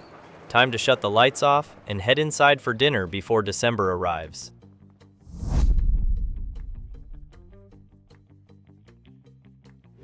December finally brought snow to the valley. Not loads of it, just enough to cover the hedges. But winter also means one important thing around here: firewood season.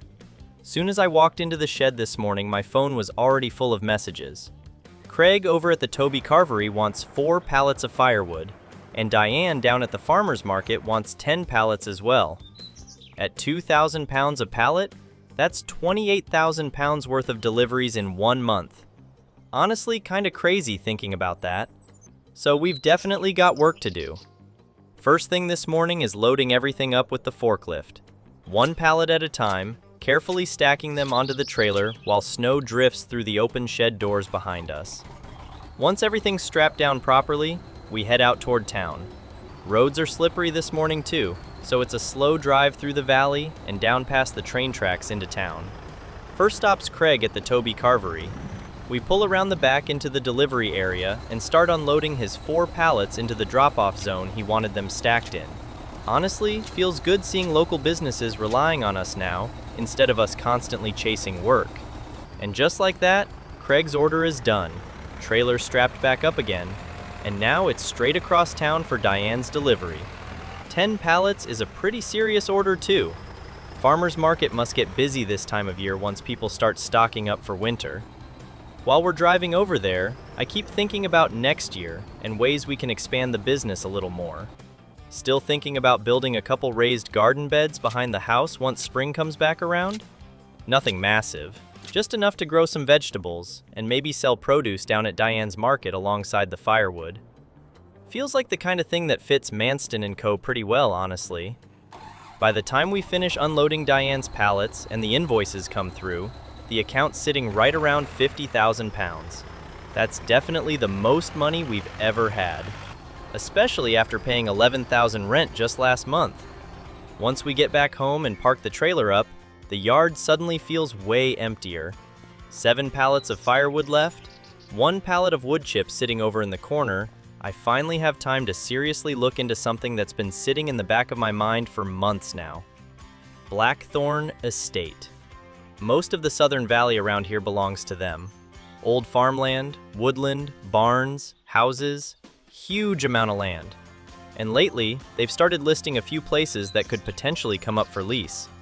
One in particular keeps standing out, Lot 74. So I decide to head down the road and finally take a proper look around it for myself. Honestly, first impressions are really good. Soon as you walk into the yard, there's a manure heap off to the right, and what looks like an old cattle barn on the left side. Straight away, I'm imagining cows in there one day. Further into the yard, there's more barns, different sized sheds, old storage buildings, and then the house sitting further back overlooking everything. If we ever got accepted here, we'd actually live on the yard itself instead of renting separately like we do now. That alone would change everything. Then behind the yard, there's woodland stretching all the way up the hill. Honestly, that forest might be the most exciting part. Sustainable firewood for years if it was managed properly and replanted as we went. And beyond that is the field. Big, open grass field with loads of possibilities. Hay, grazing, maybe livestock eventually. There's room to actually grow here. We also walk further down the road and check out Lot 77 as well. Completely different feel though. More commercial looking, more buildings, but somehow less character. Could still work eventually, but Lot 74 just feels different. Anyway, snow's starting to settle heavier now, and Christmas is only a few weeks away. Think it's time to head home, get the fire going, and enjoy a quiet Christmas before January rolls around and things start moving again.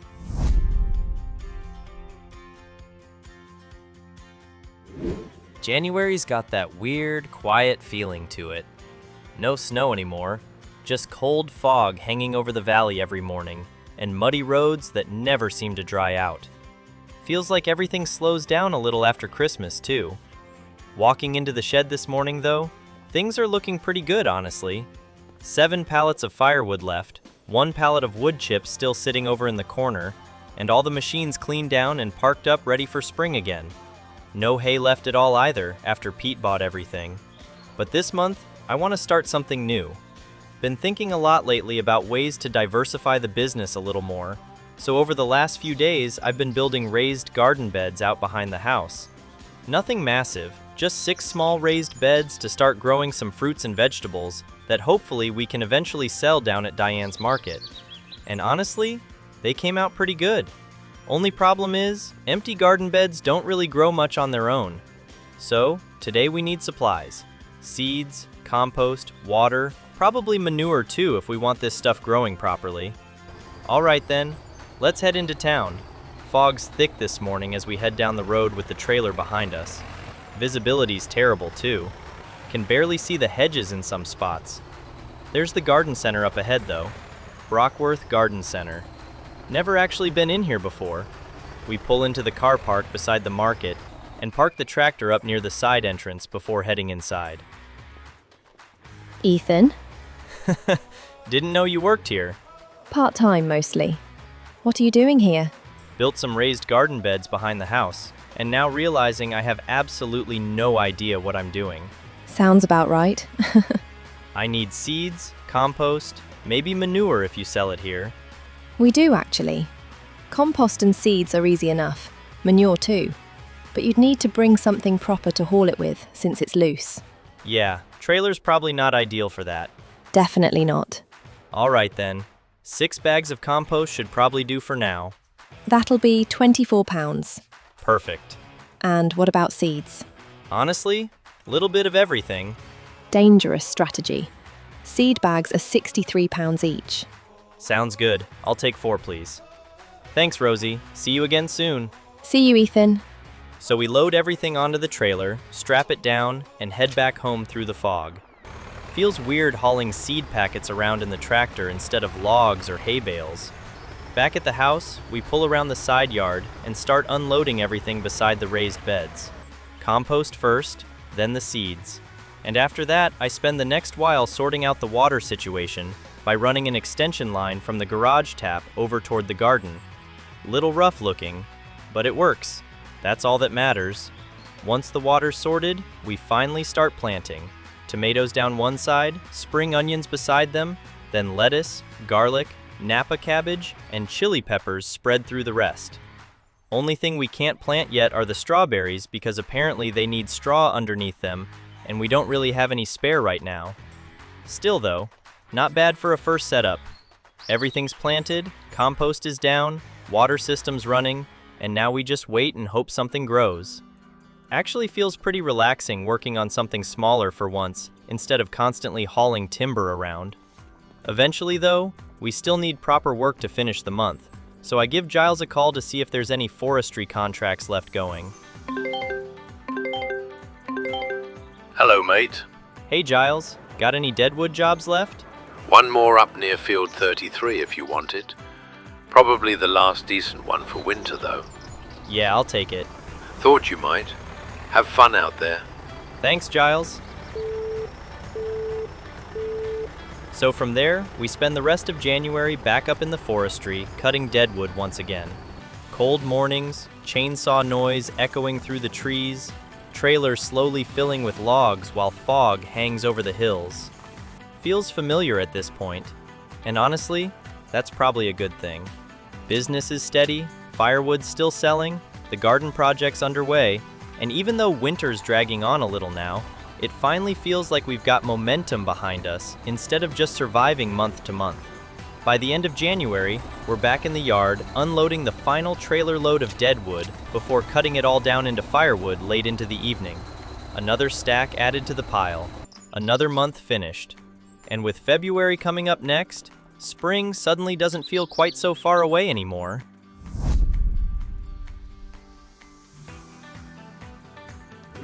February's been one of those slow winter months where the days all kind of blur together.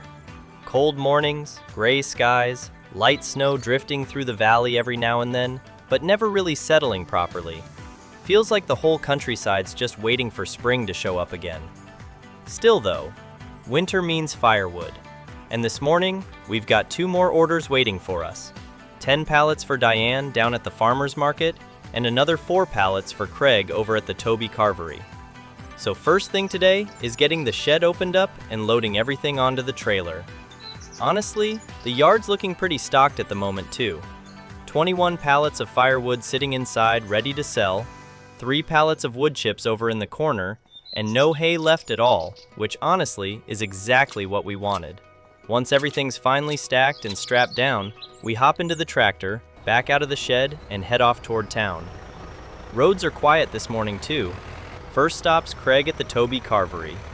We pull around the back into the delivery area, reverse into the usual space, and start unloading his 4 pallets into the pickup area. Should keep him going for another couple months, honestly.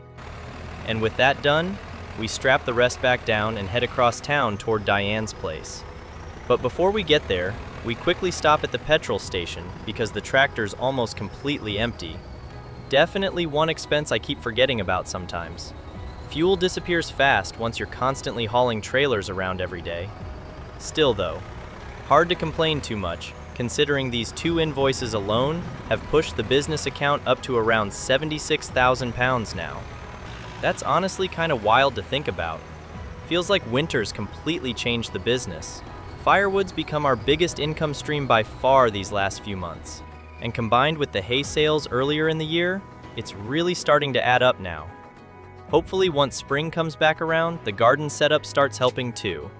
Still need to talk to Diane properly about whether she'd actually be interested in buying vegetables from us once everything starts growing.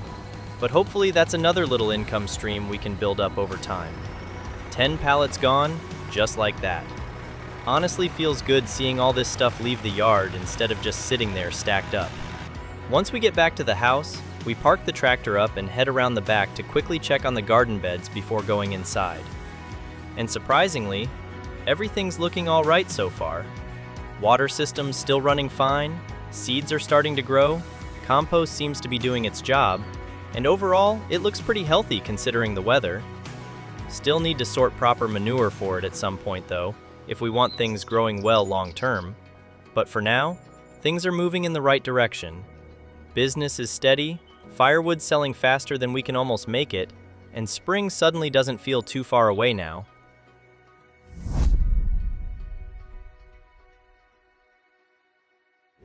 March finally feels like the valley waking back up again.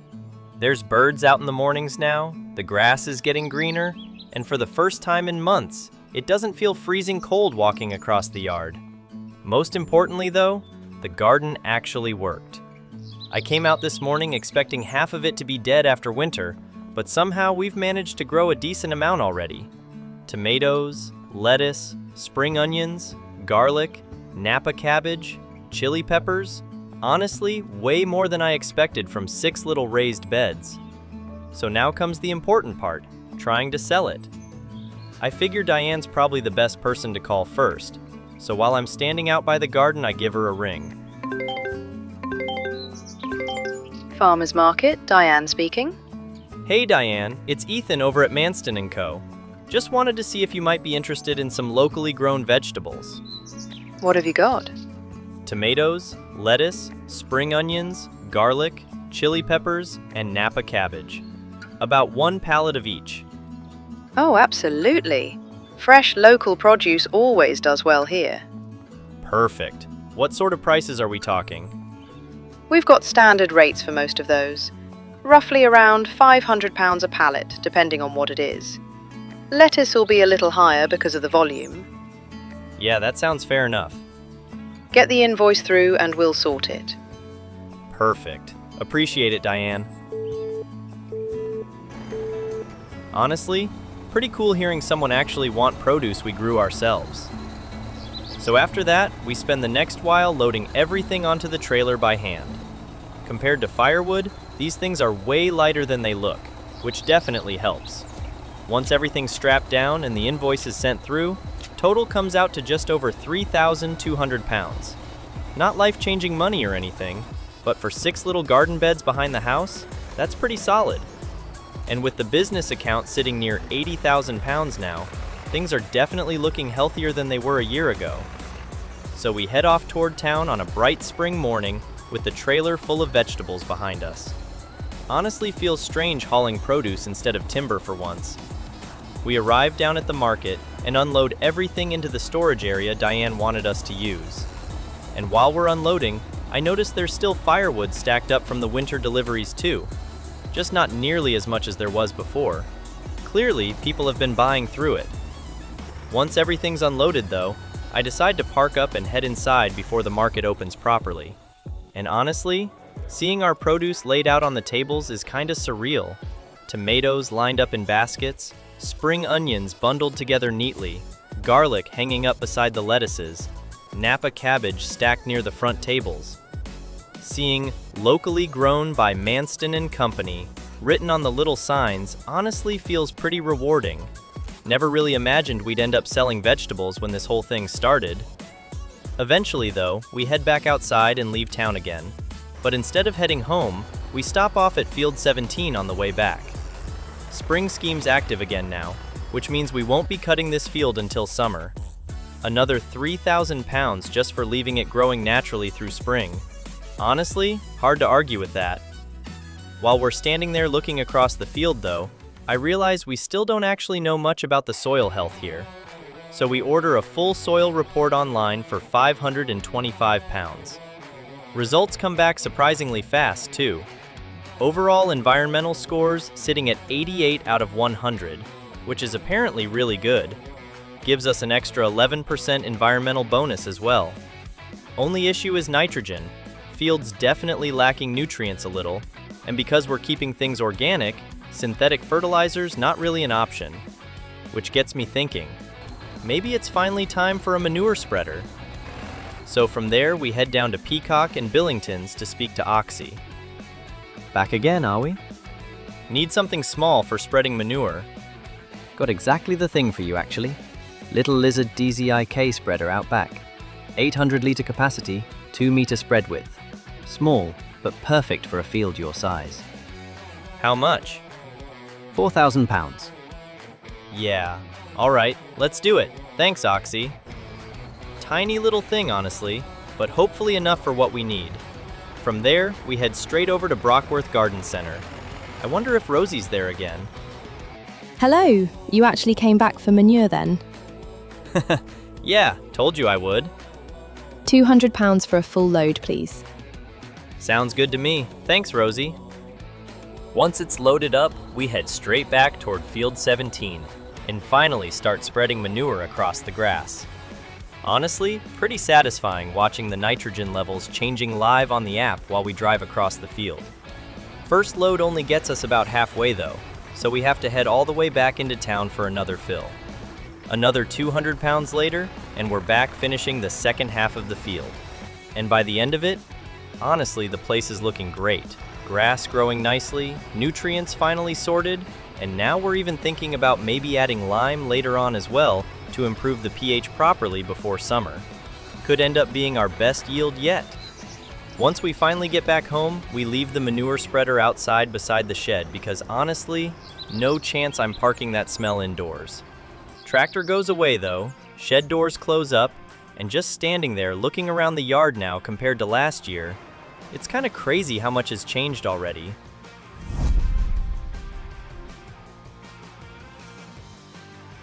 April's been chaos already. Not bad chaos though, good chaos. The kind where you walk into the shed first thing in the morning and realize there's jobs lined up everywhere before you've even had breakfast. Right now, we've got 3 different orders waiting to go out. Oliver, over at Willowbank Farms, taking the last 3 pallets of wood chips for 1,000 pounds each. Diane wants another full batch of vegetables for the market, and Craig's put another order in for 6 pallets of firewood down at the Toby Carvery. Honestly, pretty crazy thinking how many different income streams we've suddenly got running at once now.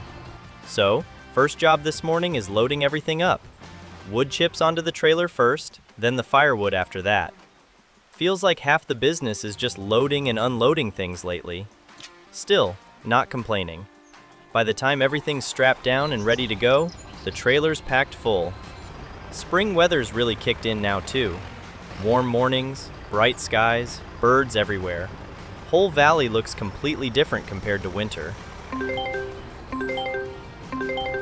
Hey, sweetheart. Hey, Mom. Just checking in. How are things going over there? Honestly, really good actually. Busy. Like properly busy. Properly. You sound just like your father.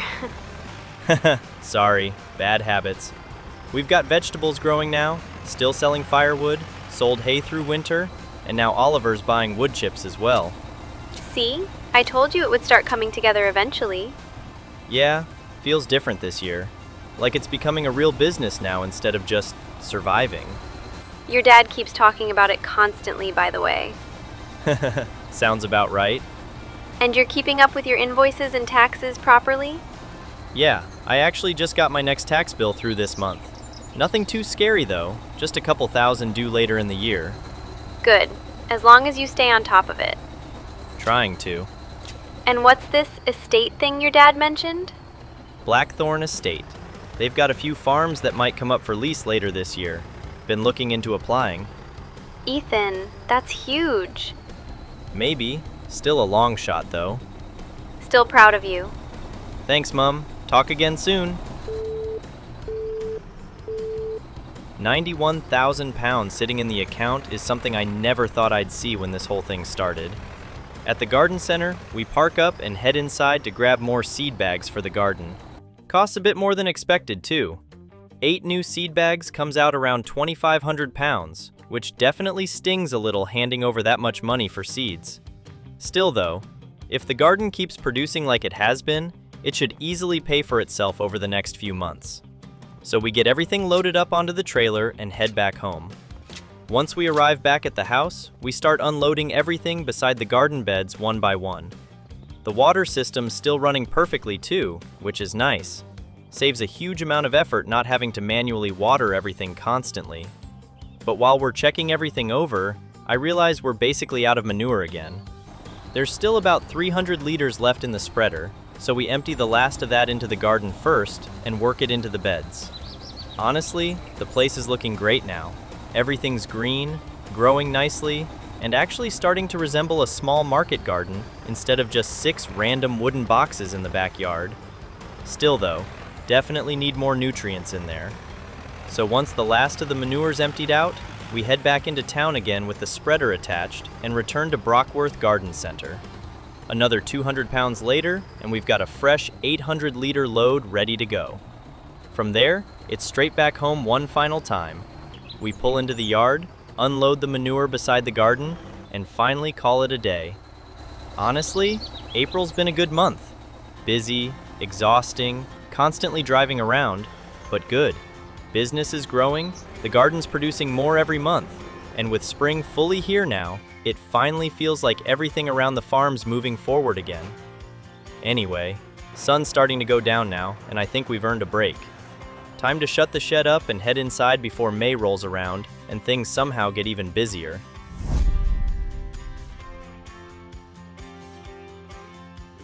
May's arrived and the whole valley looks alive again. Blue skies, bright green hedges, birds going crazy in the mornings, and every now and then, you get those quick spring rain showers blowing through with the wind before the sun comes straight back out again. Honestly, things are looking pretty good right now. Garden's growing nicely, money's healthy, and for once there's not a huge pile of deliveries waiting for us this month. Instead, there's really one main thing I want to focus on: Field 17. We already sorted the nitrogen levels with manure back in March, but the pH still needs improving if we really want the best possible yield out of this grass in summer. So today, we're finally buying a lime spreader. We hooked the trailer onto the tractor first, because apparently we're going to need a decent amount of lime, and I'd rather not keep driving backwards and forwards all day carrying bags one at a time. Then we head down toward Peacock and Billington's. Always feels funny pulling into this place now. Year ago, I could barely afford anything sitting in this yard, and now Oxy probably recognizes the tractor before I even get parked. We pull up beside the building like usual and head inside. There he is. Thought you'd disappeared on me. Nah, just been busy. Doing all right for yourself these days by the sounds of it. Trying to anyway. Garden's going well, still doing organic stuff, still selling firewood through winter. Heard about that actually. People talk around here. Hopefully good things. Mostly. Fair enough. So what brings you in today then? Need something for spreading lime. Small field, organic setup. Easy. Got exactly what you need. Little UNIA Special 3 spreader out back. 500-litre capacity, 18-metre spread width. Works with lime, no problem. Perfect. How much? 2,500. Yeah, alright, I'll take it. Need lime too? Definitely. Got 50-litre bags in packs of 5. 110 pounds per pack. Sounds good. I'll take 4, please. Once we head outside, Oxy's already loaded the spreader onto the trailer for us. which definitely saves some effort. We load the lime bags in behind it and then head straight out toward field 17. Honestly, the trailer almost tipping backwards when we unhitch it at the field entrance nearly gives me a heart attack. Turns out 8 packs of lime weigh more than I expected. Still though, once we get everything sorted out, we start loading the spreader up. 2 bags fills it completely, which honestly isn't much at all considering how quickly it's apparently going to disappear. Then we finally get started. Watching the pH values changing live on the app while driving across the field is actually pretty satisfying though. You can literally see the field health improving strip by strip as we go along. Only problem is, Oxy was absolutely right. We barely make it half a lap before the spreader's completely empty. So back to the trailer we go. 2 more bags tipped in by hand, and back out across the field again. By the final refill, there's only 1 strip left running through the middle of the field. We load the last bags in, head back out, and finally finish the entire thing off. And honestly, it looks great. Field's sitting almost perfectly now, best condition it's probably ever been in, which hopefully means more hay bales in July. And considering we're getting the spring environmental payment again this year as well, improving the field health even more just feels worth doing. I keep thinking about the Blackthorn application we submitted earlier this month. 5-year lease application for lot 74. Honestly felt strange sending it through. Had to explain the whole business model, sustainability plans, organic farming approach, forestry replanting ideas. Basically everything we've been building here over the last 2 years. They said they'll get back to us within 4 to 6 weeks if they want to move us forward to the interview stage. So now, we wait. Then it's one final trip back to the field to collect the trailer before heading home for the last time that evening. Trailer back into the shed, leftover lime stacked neatly against the wall beside the seed bags, straps packed away, and that's May done.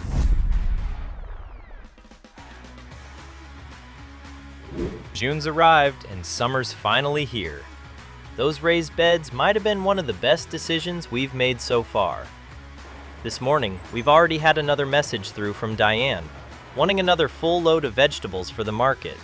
So first job today is getting all 6 pallets loaded up onto the trailer. Tomatoes, lettuce, spring onions, garlic, chili peppers, and Napa cabbage all lined up ready to go once the invoice is sorted. And seeing repeat orders coming through for this stuff feels pretty cool. Then we head out through the valley roads toward the farmer's market. Good morning. Is this Ethan Manston? Yeah, speaking. My name is Eleanor Whitmore from Blackthorn Estate. I'm calling regarding your application for lot 74. Oh, right. Yes, hi. We've reviewed your proposal and would like to invite you to interview stage next week at Blackthorn Manor. Seriously? Yes. Your sustainability proposal and long-term land management plans were very well received. Wow. Thank you.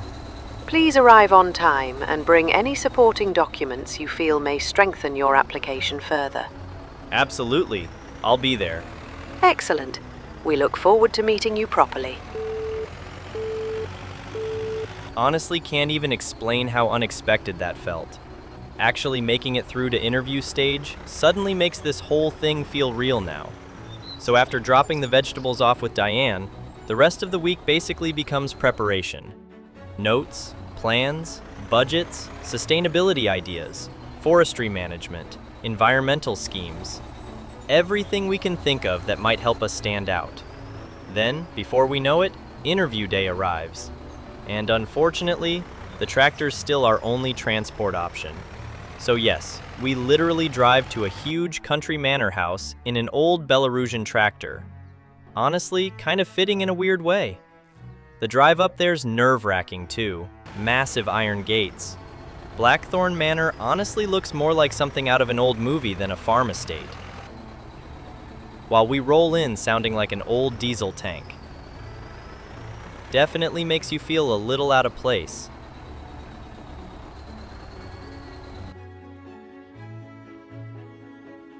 As we walk toward the front entrance, though, someone else comes through the doors. Callum. Of course it's Callum. Didn't expect to see you here. This is a surprise. Didn't expect to see you here either. You applying for Lot 74 as well, then? Maybe. Bit ambitious, isn't it? Guess that's for them to decide. Fair enough. Good luck in there, American. Thanks. You'll need it. Mr. Manston? Yep, that's me. Eleanor Whitmore. Lovely to finally meet you properly. Please, come through. Thank you. First of all, congratulations on reaching interview stage. We had a very high number of applications this year. Thank you for having me. Your proposal stood out quite strongly compared to most, especially your sustainability plans. That's been a pretty big focus for me from the start. Tell me a little more about your plans for Lot 74 specifically. Mainly sustainable forestry and organic hay production. The woodland's probably the biggest opportunity there long term. I wouldn't want to clear sections aggressively or anything like that.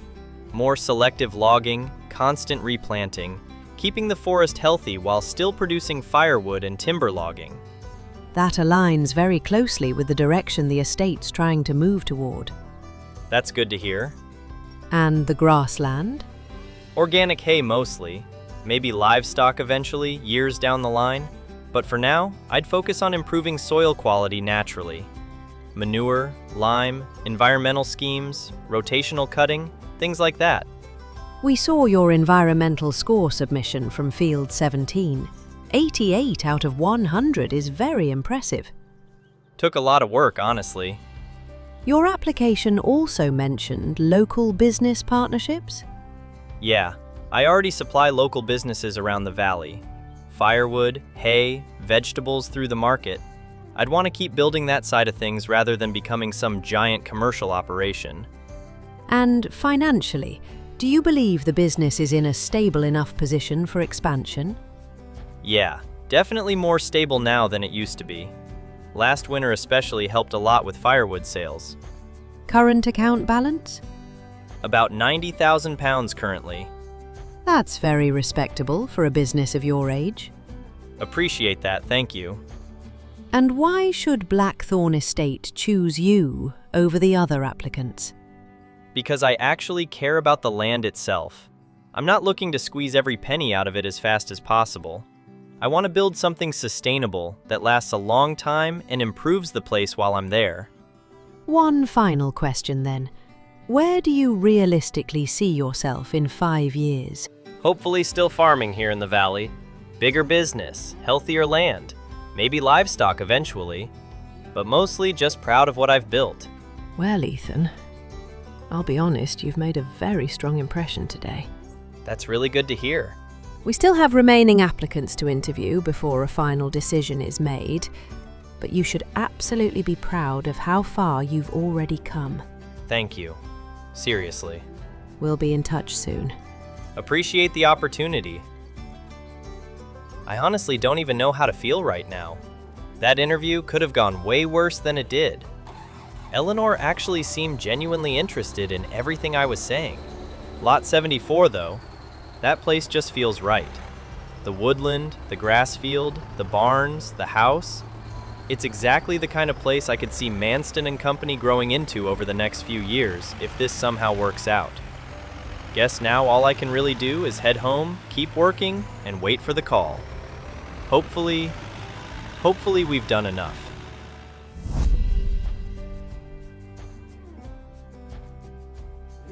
July's here already. Final month of year 2. Honestly, kinda hard to believe. And first thing this morning, there's already good news waiting for us. The avoid mowing during spring scheme payment has just come through for Field 17, £3,087. Not bad at all for simply leaving the field untouched through spring while everything grew naturally. But now, it's finally time. This whole month is about getting this field harvested and finding out whether all the work we put into it this year actually paid off. The manure spreading, the liming, improving the nitrogen, fixing the pH levels, all of it. So first thing this morning, we head out through the valley toward Field 17. Honestly, the field looks incredible when we arrive. Thick grass everywhere. deep green color, healthy all across the app readings too. Perfect nitrogen, perfect pH, exactly what we were aiming for. So I hop back into the tractor, lower the mower down, and finally get started. First lap goes around the outside edge like usual before slowly working inward line by line. And honestly, it's cutting beautifully. Way thicker than last year too. If lot 74 actually happens next year, and we get that bigger meadow attached to it, this whole operation changes completely. More grass, more hay, more bales, but also way more responsibility. 30,000 pounds a year lease payments isn't exactly small money either. Before making any profit at all, I'd already need enough income just to survive paying that every year. Still though, hard not to dream a little. Eventually the mowing's finished and we head back home to swap equipment over. Mower goes away in the shed, and next up is the tedder. Then it's straight back down the road toward the field again. Once we arrive back at field 17, we lower the tedder down and start turning all the fresh cut grass over into hay. Long, warm summer day too. Perfect weather for it, honestly. If the estate happens, this tiny setup probably won't cut it forever. Small baler, little dual-purpose tedder and windrower, old trailer, it all works, but it definitely works slowly. Still though, for now, it does the job. Eventually, the tedding's done, and I switch the machine back over into windrow mode. Then we start rowing everything up into neat straight lines across the field, ready for baling. This machine's been one of the best purchases so far. Being able to ted and windrow with the same equipment saved a huge amount of money. But again, if things get bigger, eventually I'll probably need proper dedicated equipment for each job. Maybe even a bigger tractor too. Not something I'm too worried about right now though. Right now, I'm just hoping that phone call from Blackthorn eventually comes through with good news. Once the rows are finished, I head back home again, drop the machine off in the shed, and hook the baler up. Then it's straight back out to the field one more time. Honestly, feels like I've spent half my life driving up and down this road the last 2 years. Back at the field, I line the baler up with the first row, lower everything down, and get started. And immediately, bales start appearing behind me, one after another standing upright across the field. Honestly, looks great. But while I'm working through the rows, I keep thinking about all the money spent improving this field this year. So if we don't actually get significantly more yield out of this field after all that, was it even worth doing? Maybe naturally grown organic hay's just the better option financially. Or maybe I need to increase the bale prices a little. Hard to know yet. Eventually though, the baling's finished, and I head back home once again to park the baler away before grabbing the trailer for the final job of the month. And honestly, final job of year 2. Back at the field for the last time that evening, the whole place is covered in small square bales. So I hop out and start loading them one by one onto the trailer by hand. Lines of 4 stacked carefully across the trailer while the sun starts dropping lower over the valley. I can't help thinking about how much has changed this year. Vegetable sales, firewood contracts, the market, the estate application, the interview, everything. By the time the final bale's loaded and strapped down, the field's completely empty again. 35 bales total, only one more than last year. Honestly, probably not enough to justify all the extra costs, but that's something to figure out another time. So I pull out through the gate one final time and head back home through the summer evening. Back at the house, I park the trailer up inside the shed and leave the bales strapped down for tomorrow. Then I step back for a second and just look at everything sitting there. 2 years ago, this place was empty. Now there's equipment everywhere, stacked bales, a business account full of money, and an actual future starting to form. Hello, Mr. Manston. It's Eleanor from Blackthorn Estate here.